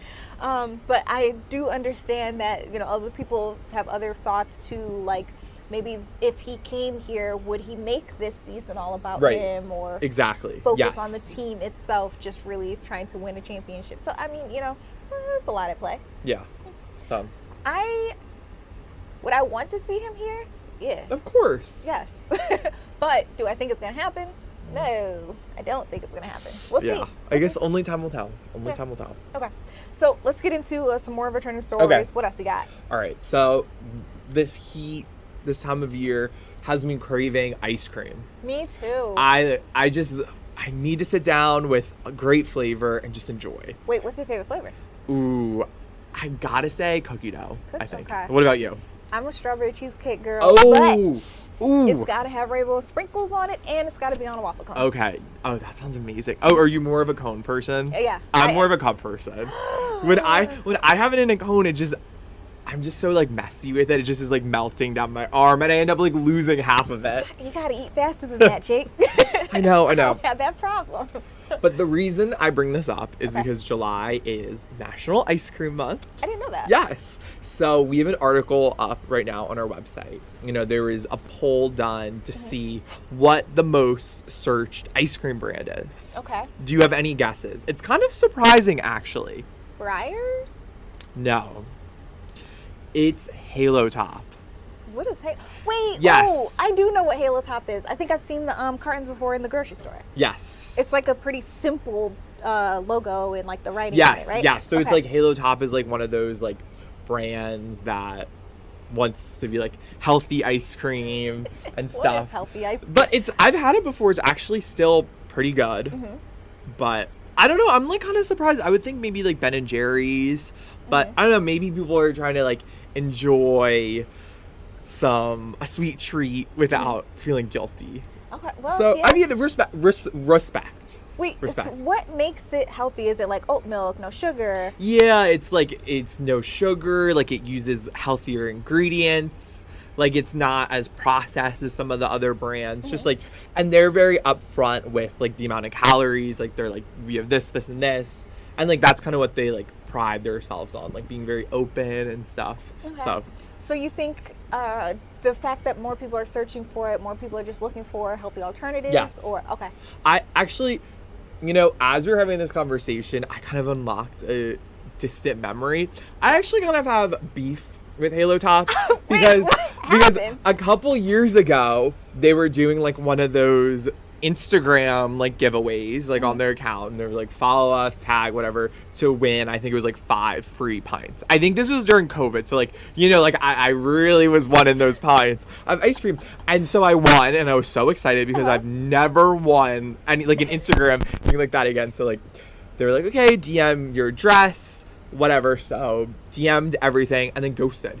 I never got the ice cream. They never responded. Boy, his I ice know. cream, Halo Top, we're on you. I know. I was so excited. I was like, oh my gosh, COVID. Like, there's a lot that's not good. Yeah. I have this great ice cream, Nice and then little it never came. Aw, So I'm so I know sorry. I just literally unlocked like a memory somewhere. Well, now you gotta DM them. Send them this video I know. clip. Be like, please, come on, please. Just I'll be happy with one pint. Whatever flavor is your like least No. popular, you can send it to me. Cookie dough. If y'all have a cookie dough, my mom wants cookie dough. It's always so much fun getting to talk to you about what's going on out there. Of course, we also talked about Yes, Taylor Swift Of stuff. course, a lot. I've seen in our comment section y'all want us to move on, so we I get it, will. I We get it. will. But if anything else comes out, Of course, we will. I'll bring let you it know. to I'm all. looking to see if there's any pictures or anything that Mhm. gets leaked. So Yeah. we'll have to see. Yeah, we want to see what that dress looks Oh, like. yeah. All right, you guys, quick commercial break. When we come back, more news coming your way. Earlier today, there was a shooting out in Michigan at a mall. We have more details on what took place there, and we'll let you listen into the press conference where officials give as many details as possible. We'll return right after this.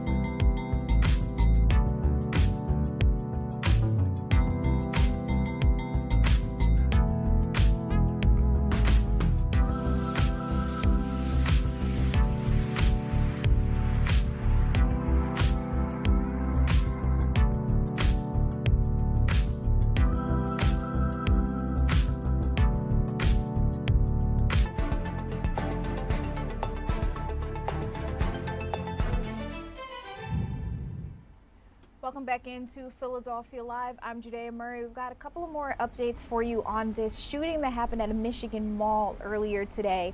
So a lot of people who live by say this is a generally safe place, an area they never thought something like this would take place, but it did. We're talking about Fairlane Town Center out in Dearborn, Michigan. We're hearing that 2 people are dead, 3 people total being shot in this incident. We're also hearing that someone else was injured by a car while trying to get away from the scene. So police said that they were called to this mall at around 1:25 p.m. There was a fight. It escalated into gunfire. That is when 3 people were shot while chaos erupted and people were trying to run away and get away as quickly as possible. Officials are saying that this was a targeted incident that involved 2 people and an innocent bystander who was struck by that gunfire. So 2 of the people who were hit have died, as I mentioned. Another person is still in the hospital fighting. We're also hearing that another person was hit by a car in the parking lot while just trying to run away from all of it. Now, the officials out there in Dearborn, Michigan actually held a press conference where they were able to give as many details as they could. So here's what they had to say. It appears that both parties had firearms. We have a number of the people involved at the station, and we're interviewing them to better understand what led to this escalation. But I can assure you that those involved or responsible for this will be held accountable. I want to thank the other agencies that responded. We have U of M Dearborn that responded, the Michigan State Police, and I've had our federal partners reach out to see if we need any assistance. So I thank them for their assistance. The mall will be closed at least for the next couple hours as we kind of continue and wrap up the investigation here at the mall. But like this kind of these kinds of acts of violence are completely unacceptable. I mean, for it to happen anywhere is unacceptable. But the idea that it would happen in a public space, a mall where people are shopping, is unconscionable. And it's just for young adults. I can't give you the ages. I don't know them at this point, but they're no older than my kids at home. And so it's just unbelievable. So. Chief, we had heard that people said maybe that someone was struggling with a woman over a purse, or it looked like it was a burglary robbery kind of situation. Suggest that the robbery was involved in this at all. Nothing to suggest there was robbery. No, not at all. Okay. Do we know what kind of an argument or what exactly? So we don't know. I don't know the motive for it, but it appears that they know each other, right? And they met here at the mall, and that a fight ensued and escalated. Do you know what that connection is between the two parties? That I don't know. Right. We're actively kind of investigating. We're only about an hour and a half away from this happening, and but we'll get to the bottom of it. We talked with multiple people that are worried about the fate of this mall or just the status of this mall with dangerous things that happen here. Are you concerned about this mall? Well, when you say dangerous things that happen here, I don't know what you're alluding to. This is a terrible, tragic incident that could happen anywhere.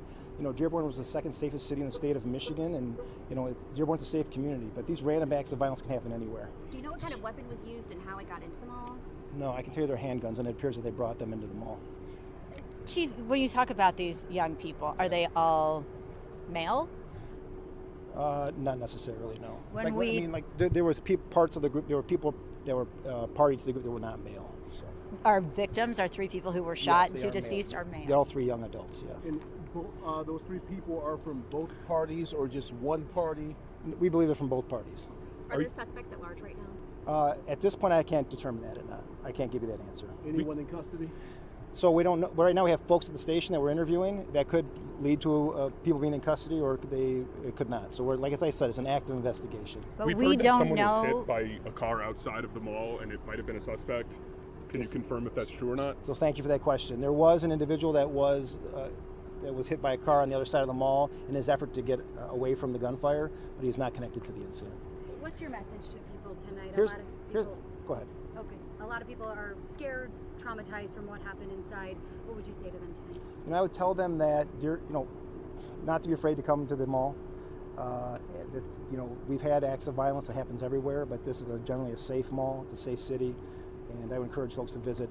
I expect that there's a watch party right now in the West End. I can guarantee that it's full of folks that are enjoying themselves and families. So I would encourage folks to not be afraid. Chief, if I could add something, Randy, if anybody does have any information related to this incident, I would encourage them to reach out to the Dearborn Police Department, because this is still a very active investigation. But right now, we don't know if the shooter is in custody. I can tell you, Amy, that I have folks involved in the incident at the station. And right now, I can't determine necessarily if they were the ones that were involved in the shooting. That would be premature. Someone who was I'll take 2 more questions, guys. There was some confusion about the evacuation protocols, if you will, because some stores were making people stay while allowing others to leave. A woman said that officers were clearing stores in the building with those who were trapped inside right there behind them. Can you speak to that at all? Sure, Kenneth. Thank you for that question, Randy. When you have an incident like this that's kind of dynamic, and as you can imagine, the mall is a very large place, we want to make sure we're being systematic about clearing the mall to make sure that there aren't any potential suspects that might be hidden in somewhere in the mall or dropped a firearm somewhere. And so we go through it systematically so that people can be safe, and it takes us a little bit of time to clear the mall. So that's what we were doing. Do we know roughly the ages of the victims? I can just tell you that they're no older than my kids, and they're like late teens to early 20s. That would be my guess. Okay.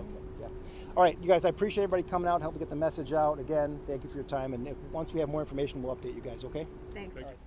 All right, so that was the latest there. That was happening out in Dearborn, Michigan. As you could hear there, 3 people total shot. 2 of them have died. We hear one, I believe, was right at the scene. Another person who died at the hospital, and the 3rd person is still recovering. And then they also say that an additional person, a bystander who was just trying to get away from everything, was hit by a car. So obviously this was an extremely chaotic scene that unfolded at that mall, Fairlane Town Center. If you are familiar at all with the area, the official there was just giving us more information about what took place there, where they're at in their investigation. I think the premise that everybody was just trying to make sure was understood across the board was this is very much so active. It's very dynamic. Things could change, but that is what we have so far. All right, you guys, a lot of stuff happening across the country. I want to get you guys a live look right now across the Potomac. So soon out in Virginia, we'll have a live fireworks show for you all. You can see a lot of people out there excited. They just listened to a series of different performances. And then at around 9:15, fireworks are expected to light up the sky. We're hoping to bring you that live right here on Philadelphia Live right around then. We'll be right back.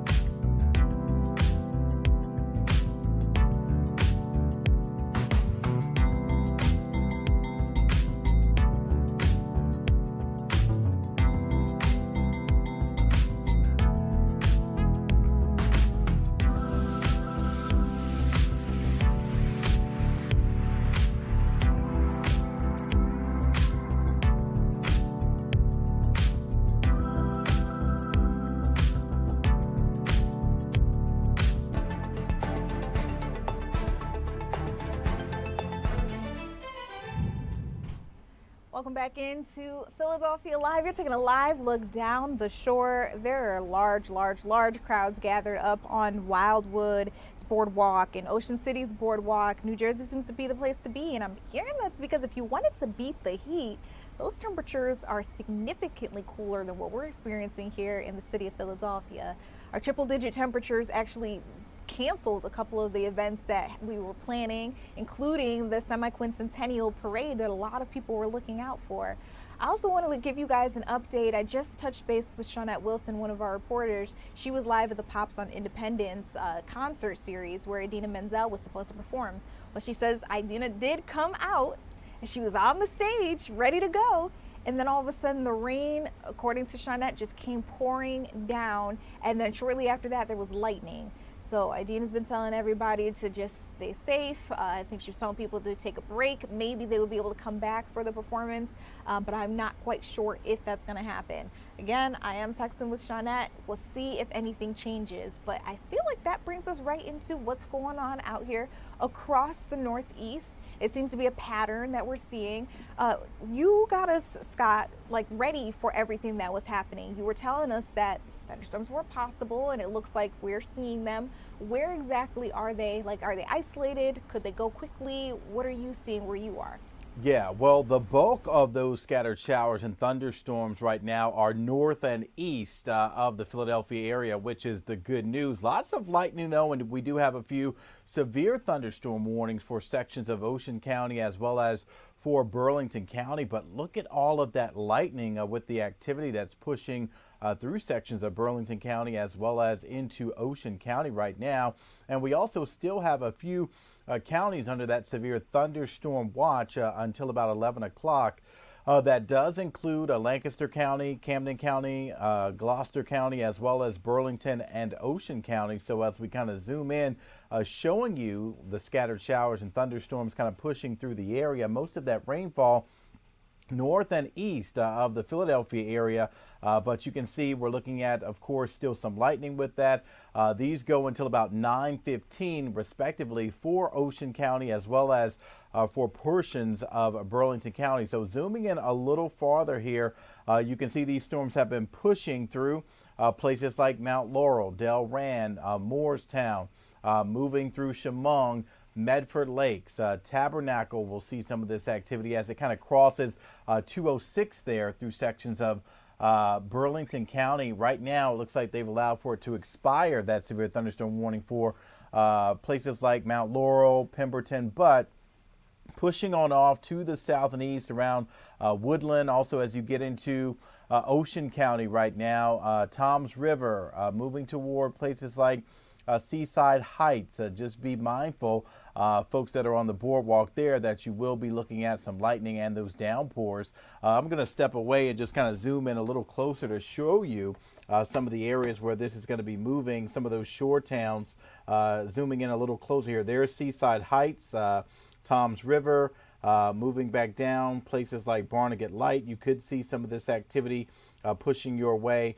So that's in Ocean County. Then as we get into Burlington County, there's Tabernacle, so it's on the move through places like Medford Lakes under that severe thunderstorm warning. Tabernacle, this is continuing to push on off to the south and east toward Chemung, right along 206 there in sections of Burlington County. And then as we move back toward the Philadelphia area, here's a look at some of the rainfall that was pushing through in some areas, but the good news is that is moving on out of the Philadelphia area.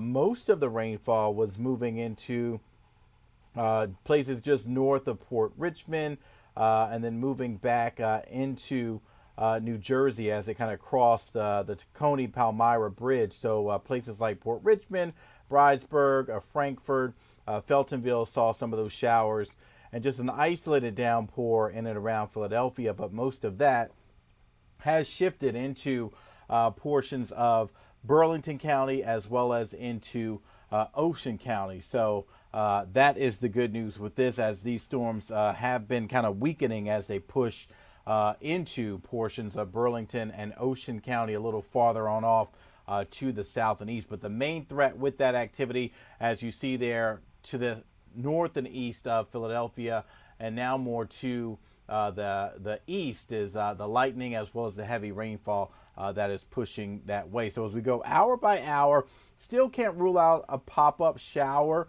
here or there, but most of the coverage has shifted into New Jersey as we are losing the daytime heating and the sun has set, obviously, so that will allow for these storms to continue weakening as well. But we still have that big heat dome we were talking about at the top of the 7 o'clock hour, how those storms really are just going up and over it. That ring of fire that I was describing, kind of like if you're at the circus and you see them jumping through that ring of fire. Well, we have this big dome of high pressure just to the south and west of us, and most of the storm track has been around that area of high pressure, but it will start to break down over the next day or so, and that will give us more chances for those showers and storms to sag a little farther to the south, impacting the Philadelphia area. Still going to be hot and humid for tomorrow with temperatures upper 90s, right around 100, but we will see those scattered showers and thunderstorms really firing during the heat of the day into the afternoon as well as into the evening. So as we take a look at that severe weather threat, on that scale of 1 to 5, it is a level 2. That's a slight risk. So that means any of these storms could produce damaging winds in excess of 60 miles per hour, maybe some small hail, lightning, and some of those brief torrential downpours that parts of the area have experienced for today. Now, most of that rain this evening was in the Poconos, Lehigh Valley, Bucks County, Mercer County, and now it's moving into Burlington County as well as Ocean County. But for the holiday weekend, the heat and humidity will fuel some of those storms that could turn severe. Main timing, 4 p.m. until 11 o'clock. Yeah, that's when we're trying to do stuff. We're trying to have backyard barbecues. We're putting on our, 4th of July best and headed to a parade or to see some fireworks. So, yeah, we're going to be monitoring that, not only the heat, but also that threat for severe weather out there. As we look at the forecast hour by hour, For your Saturday, those temperatures in the morning in the low to mid 80s. We're already 93 degrees by 10 a.m. and then upper 90s to around 100 degrees for the 4 or 5 o'clock hour. And yes, Philadelphia Stadium, South Philly. It is the last FIFA event at the Philadelphia Stadium, the World Cup.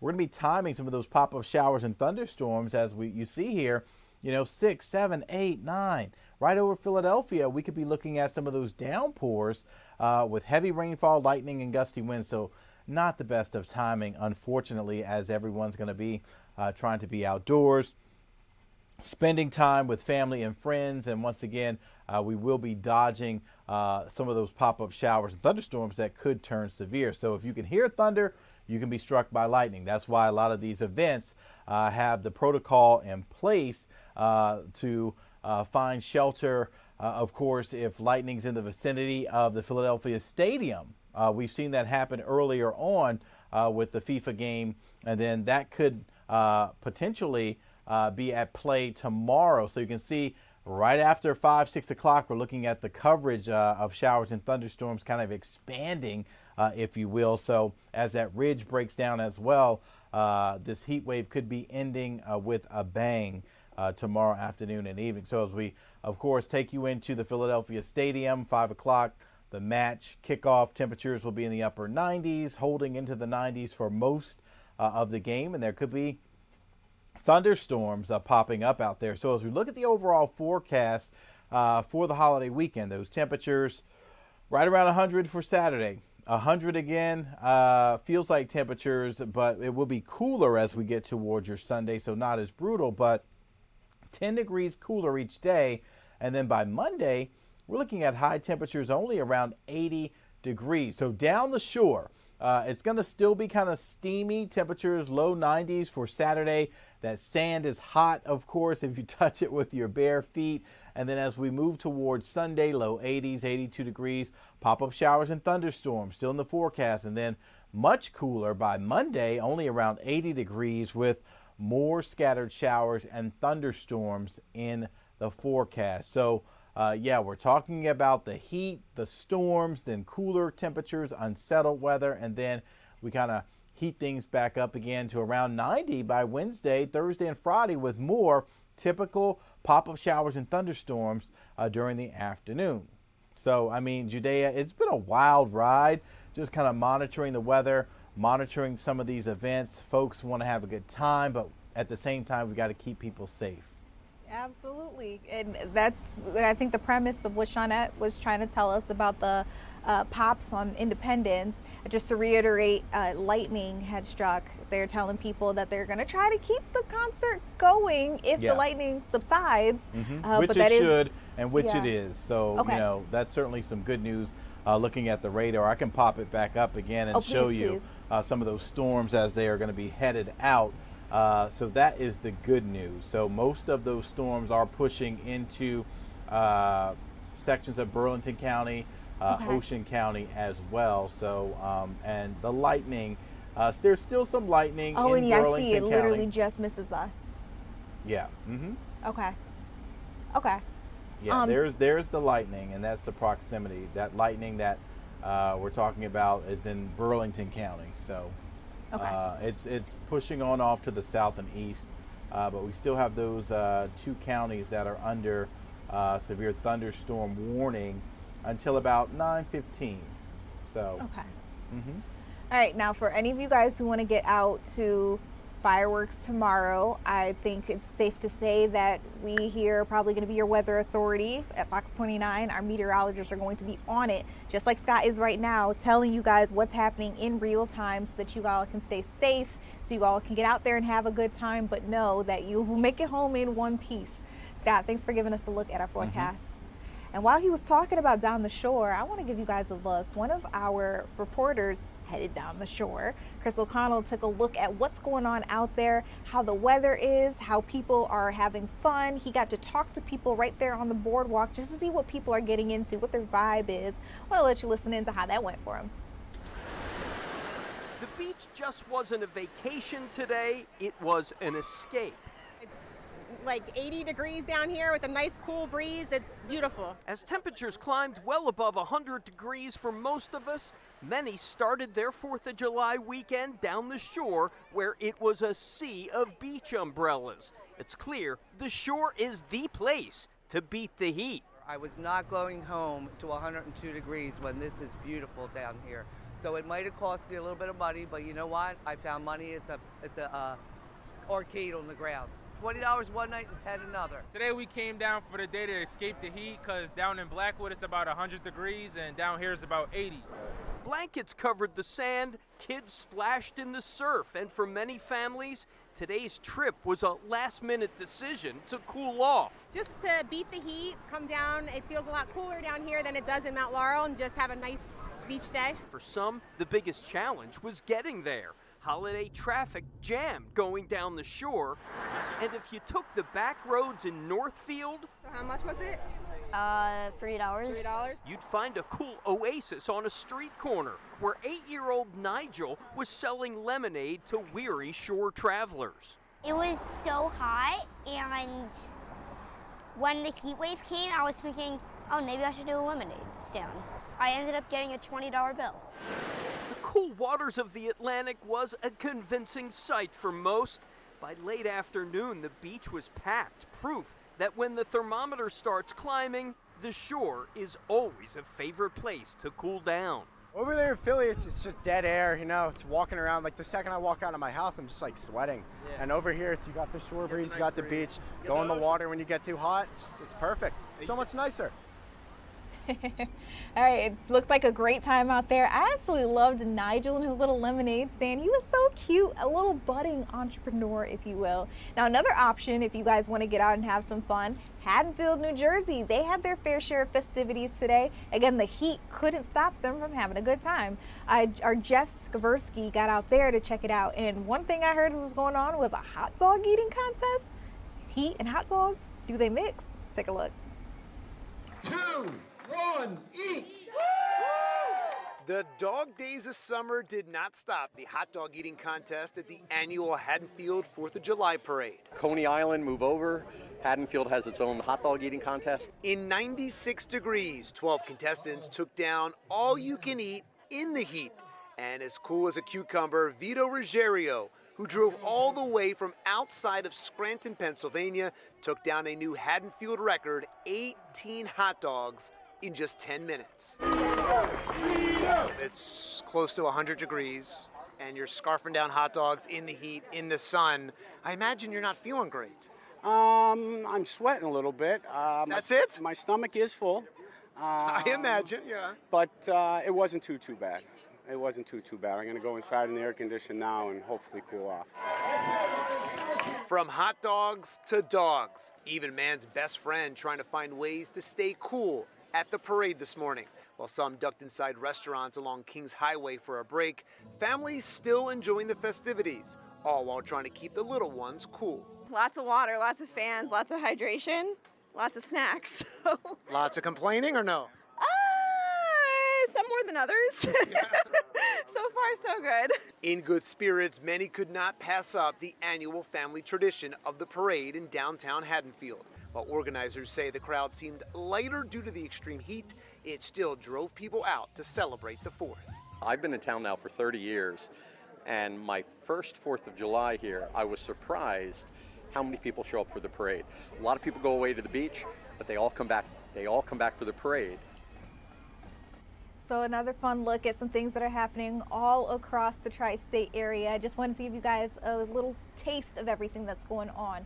Meanwhile, in Virginia at Mount Vernon, we hear that there's a fireworks show over the Potomac. You guys are taking a look at it right now. We're going to enjoy this together. Let's see if they have the sounds on this, because I love, love, love when you can hear like the fireworks exploding. Oh, beautiful. And there's a live band too, you guys. Let's just enjoy this together.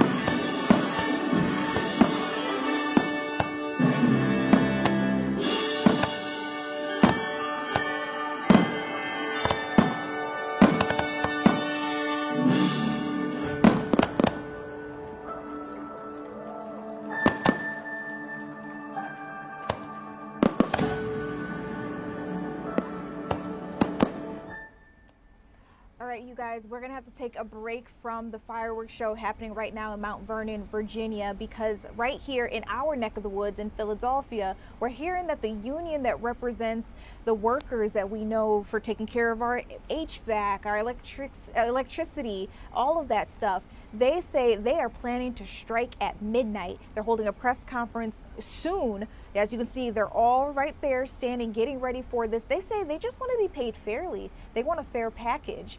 But they say if they don't get it, they are fully ready and equipped to walk right off the job. You guys, this press conference is supposed to get ready soon, like literally within the next couple of seconds. Let's just go ahead and take it. If when they finish, I'll come back and explain a little bit more about what they're trying to do here.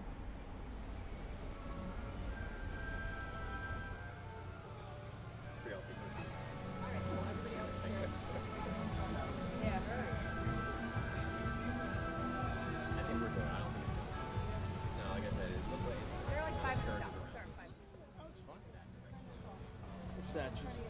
Okay, yeah.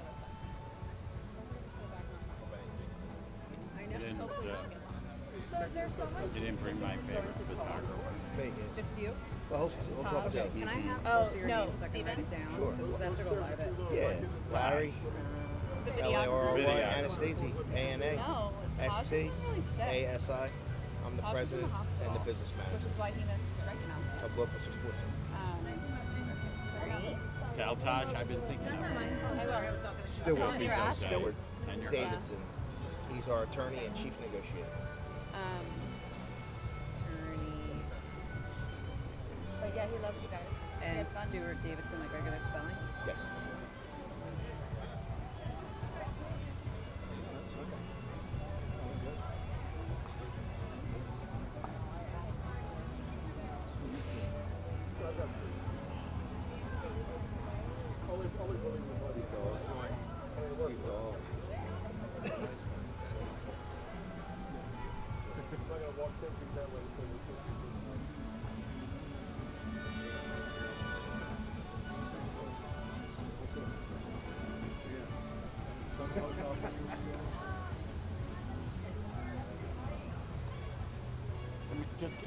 Sam, get in here. Yeah, take that off. Show the gun. All right, you guys, as they continue getting set up, I think they plan on starting exactly at 9:30. So let me just give you some background information in case you're unfamiliar about what's going on here. If you live in Pennsylvania, more specifically the Philadelphia area, you've probably heard that the workers are anticipating a strike soon. PECO's linemen, their gas technicians, their mechanics, call center workers, all of them, they say they are fully prepared to walk off the job. And these are the people that are maintaining our gas and electric systems. So while we're in the middle of a heat wave, if we couldn't get help, if someone's system happened to go out, like that is a very big deal. And they're hoping that PECO will listen to them. They say that they want raises, they want benefits, they just want to be paid fairly. And they say that that's not the case right now. So they're willing to do what they need to do in order to get that to happen. The person standing right in the middle in the blue polo shirt that you're seeing there, his name is Larry Anastasi. He's the leader over IBEW, that is again the union that represents PECO workers. So they told us that they were going to have this press conference at around 9:30, and it looks like they're holding true to that. Technically, we've got about 3 seconds, so I have a feeling they're going to get started any minute now. But they say they want to let their voices be heard. Again, at midnight, they are expecting to start this strike. So they've got a timer on their Instagram story. It's exactly 2 hours, 31 minutes, and 6 seconds away from the strike beginning. That is what we know about this right now. And again, they're supposed to hold a press conference and really address their concerns. I know that there have been talks, possibly trying to cut a deal. I don't know yet that they're getting what they think they deserve. So again, we're going to listen in to see what they have to say. Of course, the city is also going to have to respond. PECO's going to have to respond. When we get statements from either, we'll try to share that with you guys as well. But again, any moment now, they're supposed to begin this press conference where they address the media, anybody who's listening, about what they say their demands are, what's not being met at this point in time. Oh, someone asked what's PICO. Okay, so PICO represents a couple of different workers here. I'm glad you asked this. It's a great question. Here in Pennsylvania, in Philadelphia, it's kind of like our power company. They do our maintenance as well, services as well. And they just cover a lot of the different things that all of us need. It's an electric utility company based here. And so again, if we were to lose the 1,600 workers who say they're going to walk off the job, if something were to go wrong with your AC while we're in the middle of a heat wave, or if anything else were to take place, you're not able to call anybody, you're not able to have someone come up to your house, you're not able to get serviced unless somebody were to cross the picket line like a scab, and then technically you could still receive some service. But we've also seen some statements from the company that they don't want anybody to do that, and they have set up systems in place where they're really discouraging and maybe making it impossible for people to do that. So again, great question. Let me know if you guys have any other questions. I'll try to get the answers to them as quickly as possible for you guys. And while we wait as well, I want to check their outage map. They've got it up on their website, and it looks like here in the city of Philadelphia, where, all of the customers that they serve, we're looking at over 1 million, like 1.7 million people that are served throughout the Pennsylvania area. 5,216 at this point in time, like as we speak, have outages in their area. So that is pretty significant. And anybody who's out of power right now for the next couple of hours, they should still be able to be serviced. But come midnight, anybody who's still without, I guess we'll have to continue going without.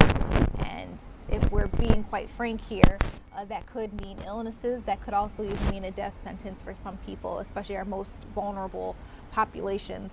So my gut tells me that both sides don't want this to happen, and I think that they're waiting each other out. But we'll take a listen to what they have to say during this press conference that, again, they said it was going to get started at 9:30. Everybody is standing here by the podium ready to go. They just haven't begun speaking just yet. And that number of customers affected has just updated in real time. 4,450 customers are currently without power. And then again, as I mentioned, PICO services 1.7 million customers across the Pennsylvania area.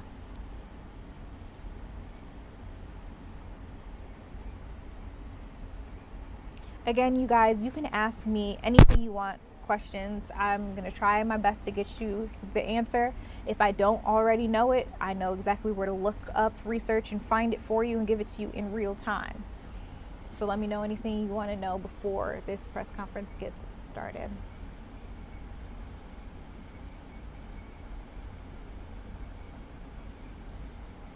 You know what? Let's give them a second. We're going to take a quick commercial break. When we come back, hopefully they've begun. If not, I'll go back over what we are waiting for. We'll be right back.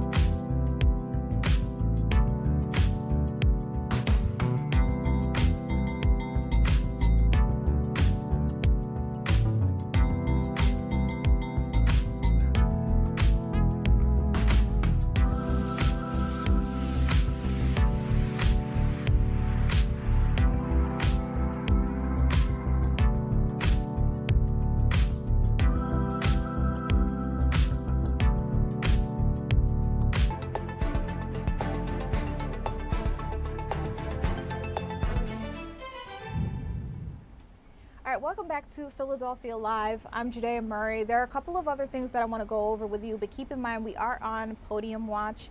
We have a group that represents PECO workers saying that they're going to have a press conference any minute now. As you can see, they are already gathered there.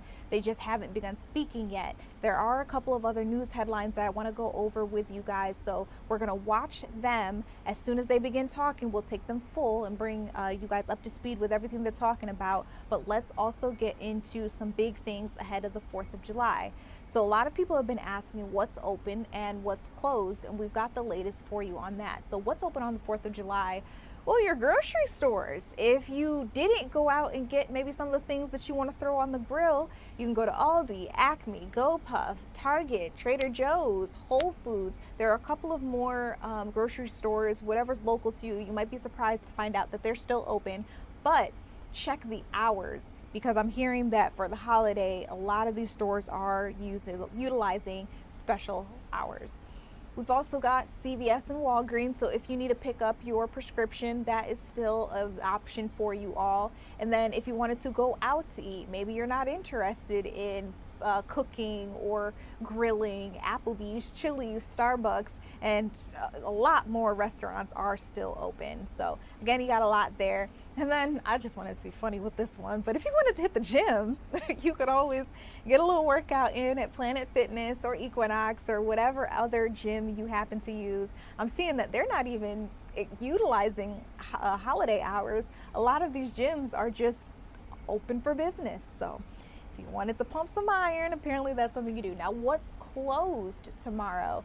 Okay, hold on. It looks like this press conference is getting started. We'll get to what's closed in a second. IBW Local 614. I represent the brave men and women that work for PECO Energy. I would like to give everyone an update on the current progress or lack thereof going on in negotiations today. I think it's safe to say that the company is not taking our negotiations as serious as they should, or the priority of us going on strike. We have marginally made some progress. However, nothing close to a settlement has been reached. At 12:01 a.m., we will be on strike. Hi, my name is Stuart Davidson. I am counsel to Local 614 from the law firm of Willig, Williams, and Davidson. We've been bargaining in a marathon session since yesterday. We bargained till 4 a.m. this morning. We're back at it at 10 o'clock and straight through this evening in an effort to find common ground with the company. Unfortunately, we haven't received a wage proposal from them since April. We are some distance apart in providing appropriate benefits for the women and men who work for this company. We don't have a lot of time left. We continue to work. We're ever hopeful, but frankly, we are not optimistic.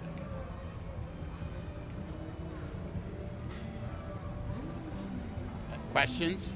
Yes. So is it safe to say that between now, 9:40, and 12 o'clock tonight, you will not continue to negotiate? No, that's inaccurate. We will continue to negotiate. We're just updating you. We will be bargaining through the final hours as a result of our commitment to secure a reasonable resolution to this dispute. If no agreement is reached by 12:01, the decision is to strike, will you continue to stay here at the bargaining table, or how does that work? When would you negotiate again? Well, that really depends on the parties. We are determined to find a solution to this problem. We understand how serious a strike will be for the communities that we serve, as well as our members.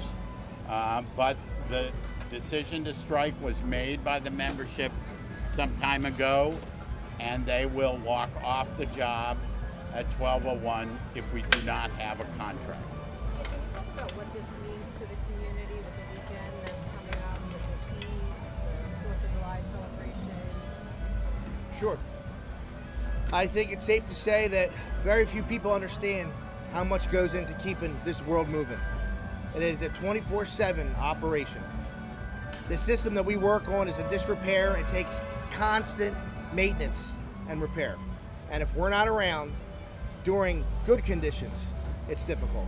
Right now, you're looking at a 3-day, over 100-degree heat wave followed by a thunderstorm. There's a couple thousand people out right now in Bucks County.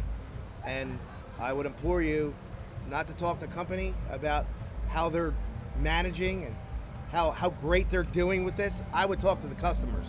I'm sure they have a much different answer. Look, we took a very serious approach to a potential strike.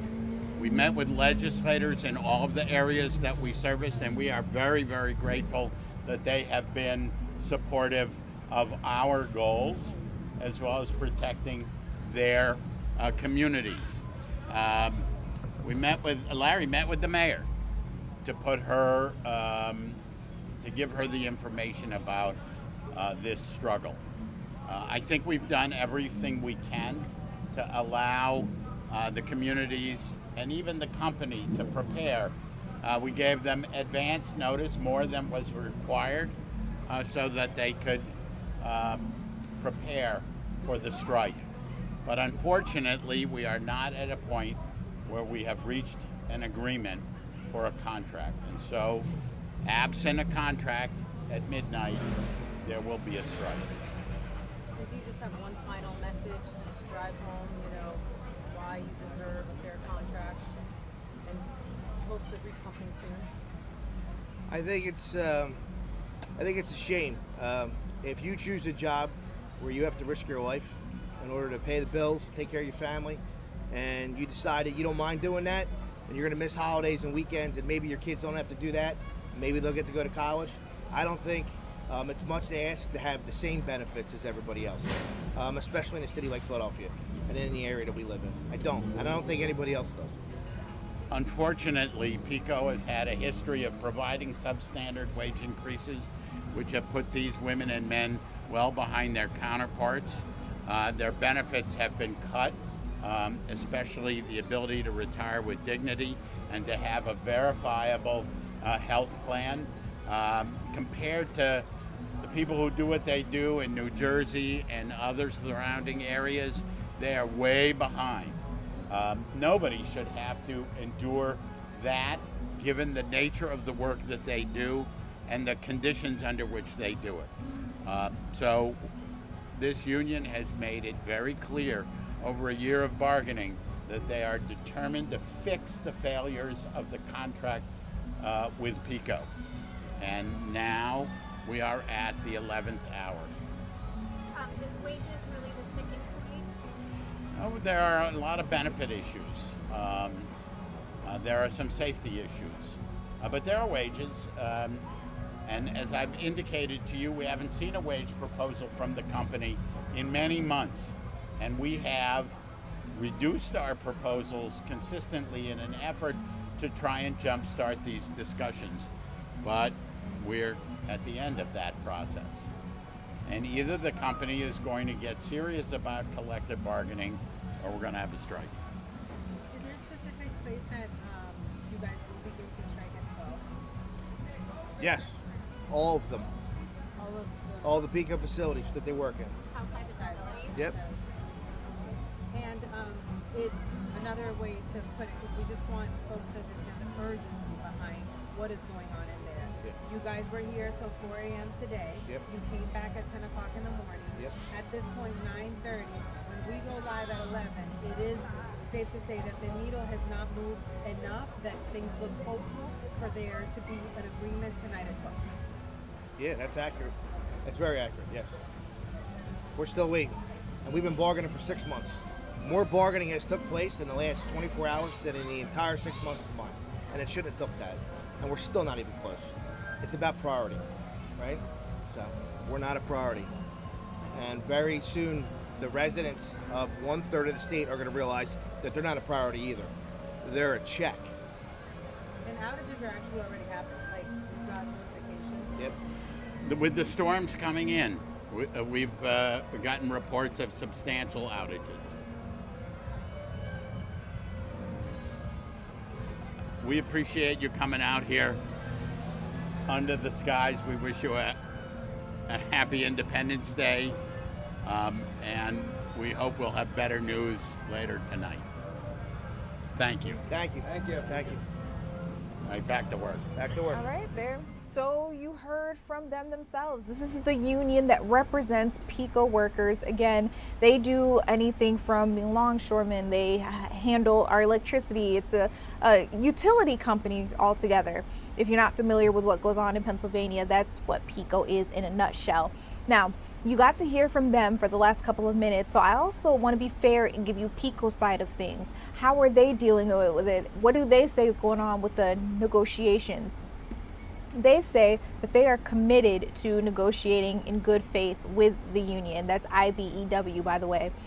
They say they want to reach a fair and equitable agreement, but they say that they won't give up everything in order to do that. So they're saying that already they have had market competitive proposal that includes nearly 20% wage increase over the 5 years, along with enhanced retirement and medical benefits. They also have a rebuttal against anyone who says that they have retaliated against any employee who may want to take part in this strike. They say that any suggestion, this is a quote, any suggestion that PECO would retaliate against employees for participating in lawful union activities is inaccurate. They say that they routinely adjust their staffing and operational readiness as part of their normal preparedness for any situation that may arise. So again, for like the last 3 days, they have been at the table trying to come up with something that pleases both sides, and clearly, based on what you just heard from the union folks, they're not able to do that. They said that they have no faith that within the next couple of hours there will be any moving of the needle. And so by 12:01 tonight, they are expecting 1,600 workers to officially go on strike. That means, again, if anything were to happen with your HVAC, with your AC, with any of that, there's no one there to answer your call or to come out and repair it. And keep in mind that we are in the middle of a massive heat wave. We've been experiencing some pretty historic temperatures and triple-digit weather. So obviously the timing on their part was strategic, but they are hoping that it doesn't have to come to that people wouldn't have to suffer. But you know, it's going to have to be on both sides, where the company is saying, well, you've got to give a little. The union is saying, well, you have to give a little. We need to get a lot. So, you know, that's what's happening there. But I also want to talk on the more even playing ground, so a neutral standpoint. The Philadelphia mayor, Sherelle Parker, she actually wrote a letter to PECO and to the union saying that she hopes that they are able to come together back at the bargaining table and find some type of common ground, because she would hate to see her constituents go without during this point in time. Her letter, I just want to read part of it to you guys. It says, I encourage you to continuously work together at the bargaining table to find common ground. PECO provides an essential public service to residents, businesses, hospitals, first responders, and all the people who live, work, and visit our city. She also says, Philadelphia is on the world stage, welcoming hundreds of thousands of residents and visitors to celebrate America's birthday on the 4th of July. And she says that we're in the midst of extreme weather conditions that we know will disproportionately impact our oldest and most vulnerable residents. Let's all keep them in mind, you guys. Any disruption to PECO service and support would pose real risks to public health, safety, and economic activity, given the influx of visitors we have in our city for this event. Again, that is just part of the letter that she wrote there. So we'll keep our eyes on what's happening there, but it does look like as of midnight, 12:01, our PECO workers will be officially on strike. And they say they've been at this for the last couple of months, just trying to get some kind of leeway. They say they haven't gotten enough of what they're looking for. All right, you guys, we're going to take a quick commercial break. We're nearing the end of the show, but I got so much more to talk to you about.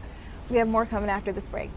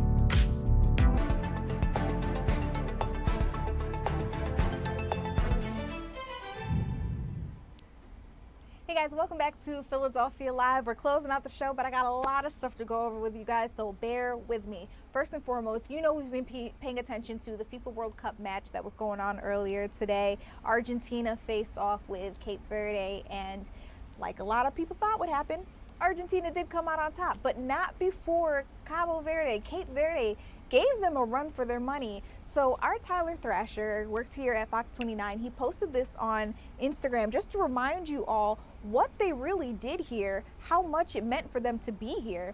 It says Cabo Verde, remember the name.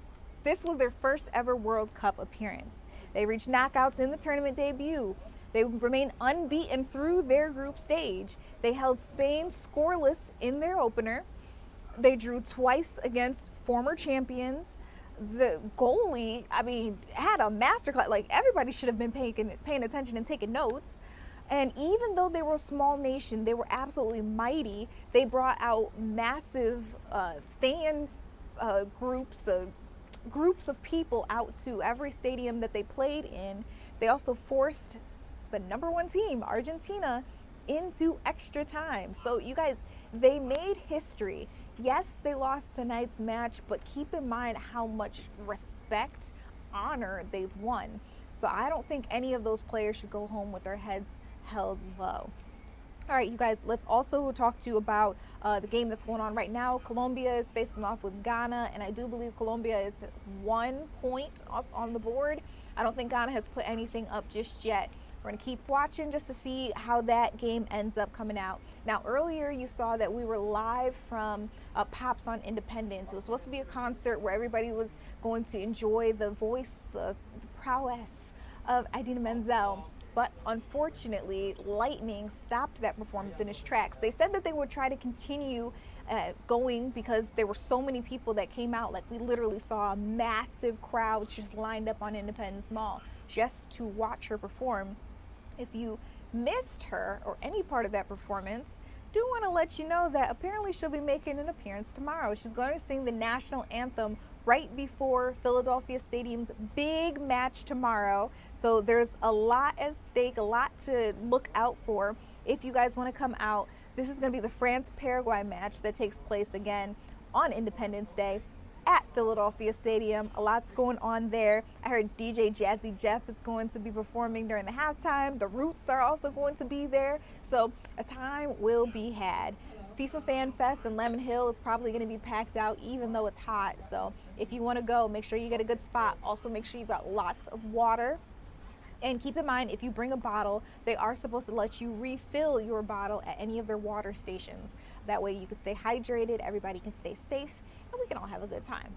So that's just a taste of all the stuff that's going on. I gave you a look at what was open. I want to tell you what's definitely going to be closed on the 4th of July. So I gave you a whole list of grocery stores that were open. Unfortunately, Costco will be closed. Of course, also any of our federal offices, our government offices will be shut down. So no post office runs, no banks, no stock market. You can check fox29.com or the free Fox Local app for a more cohesive list of everything that is open and closed. Last but not least, I want to let you know that if you want to hang out with me on Philadelphia Live, I'll be on from 6 to 9. Take a look at some of my colleagues who will be joining me. It's the World Cup, baby! Of course you're excited.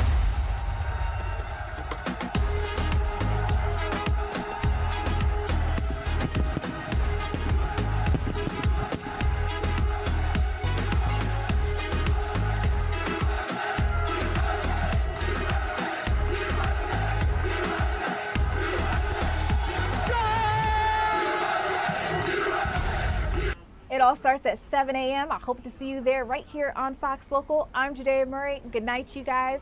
The news comes up right after this.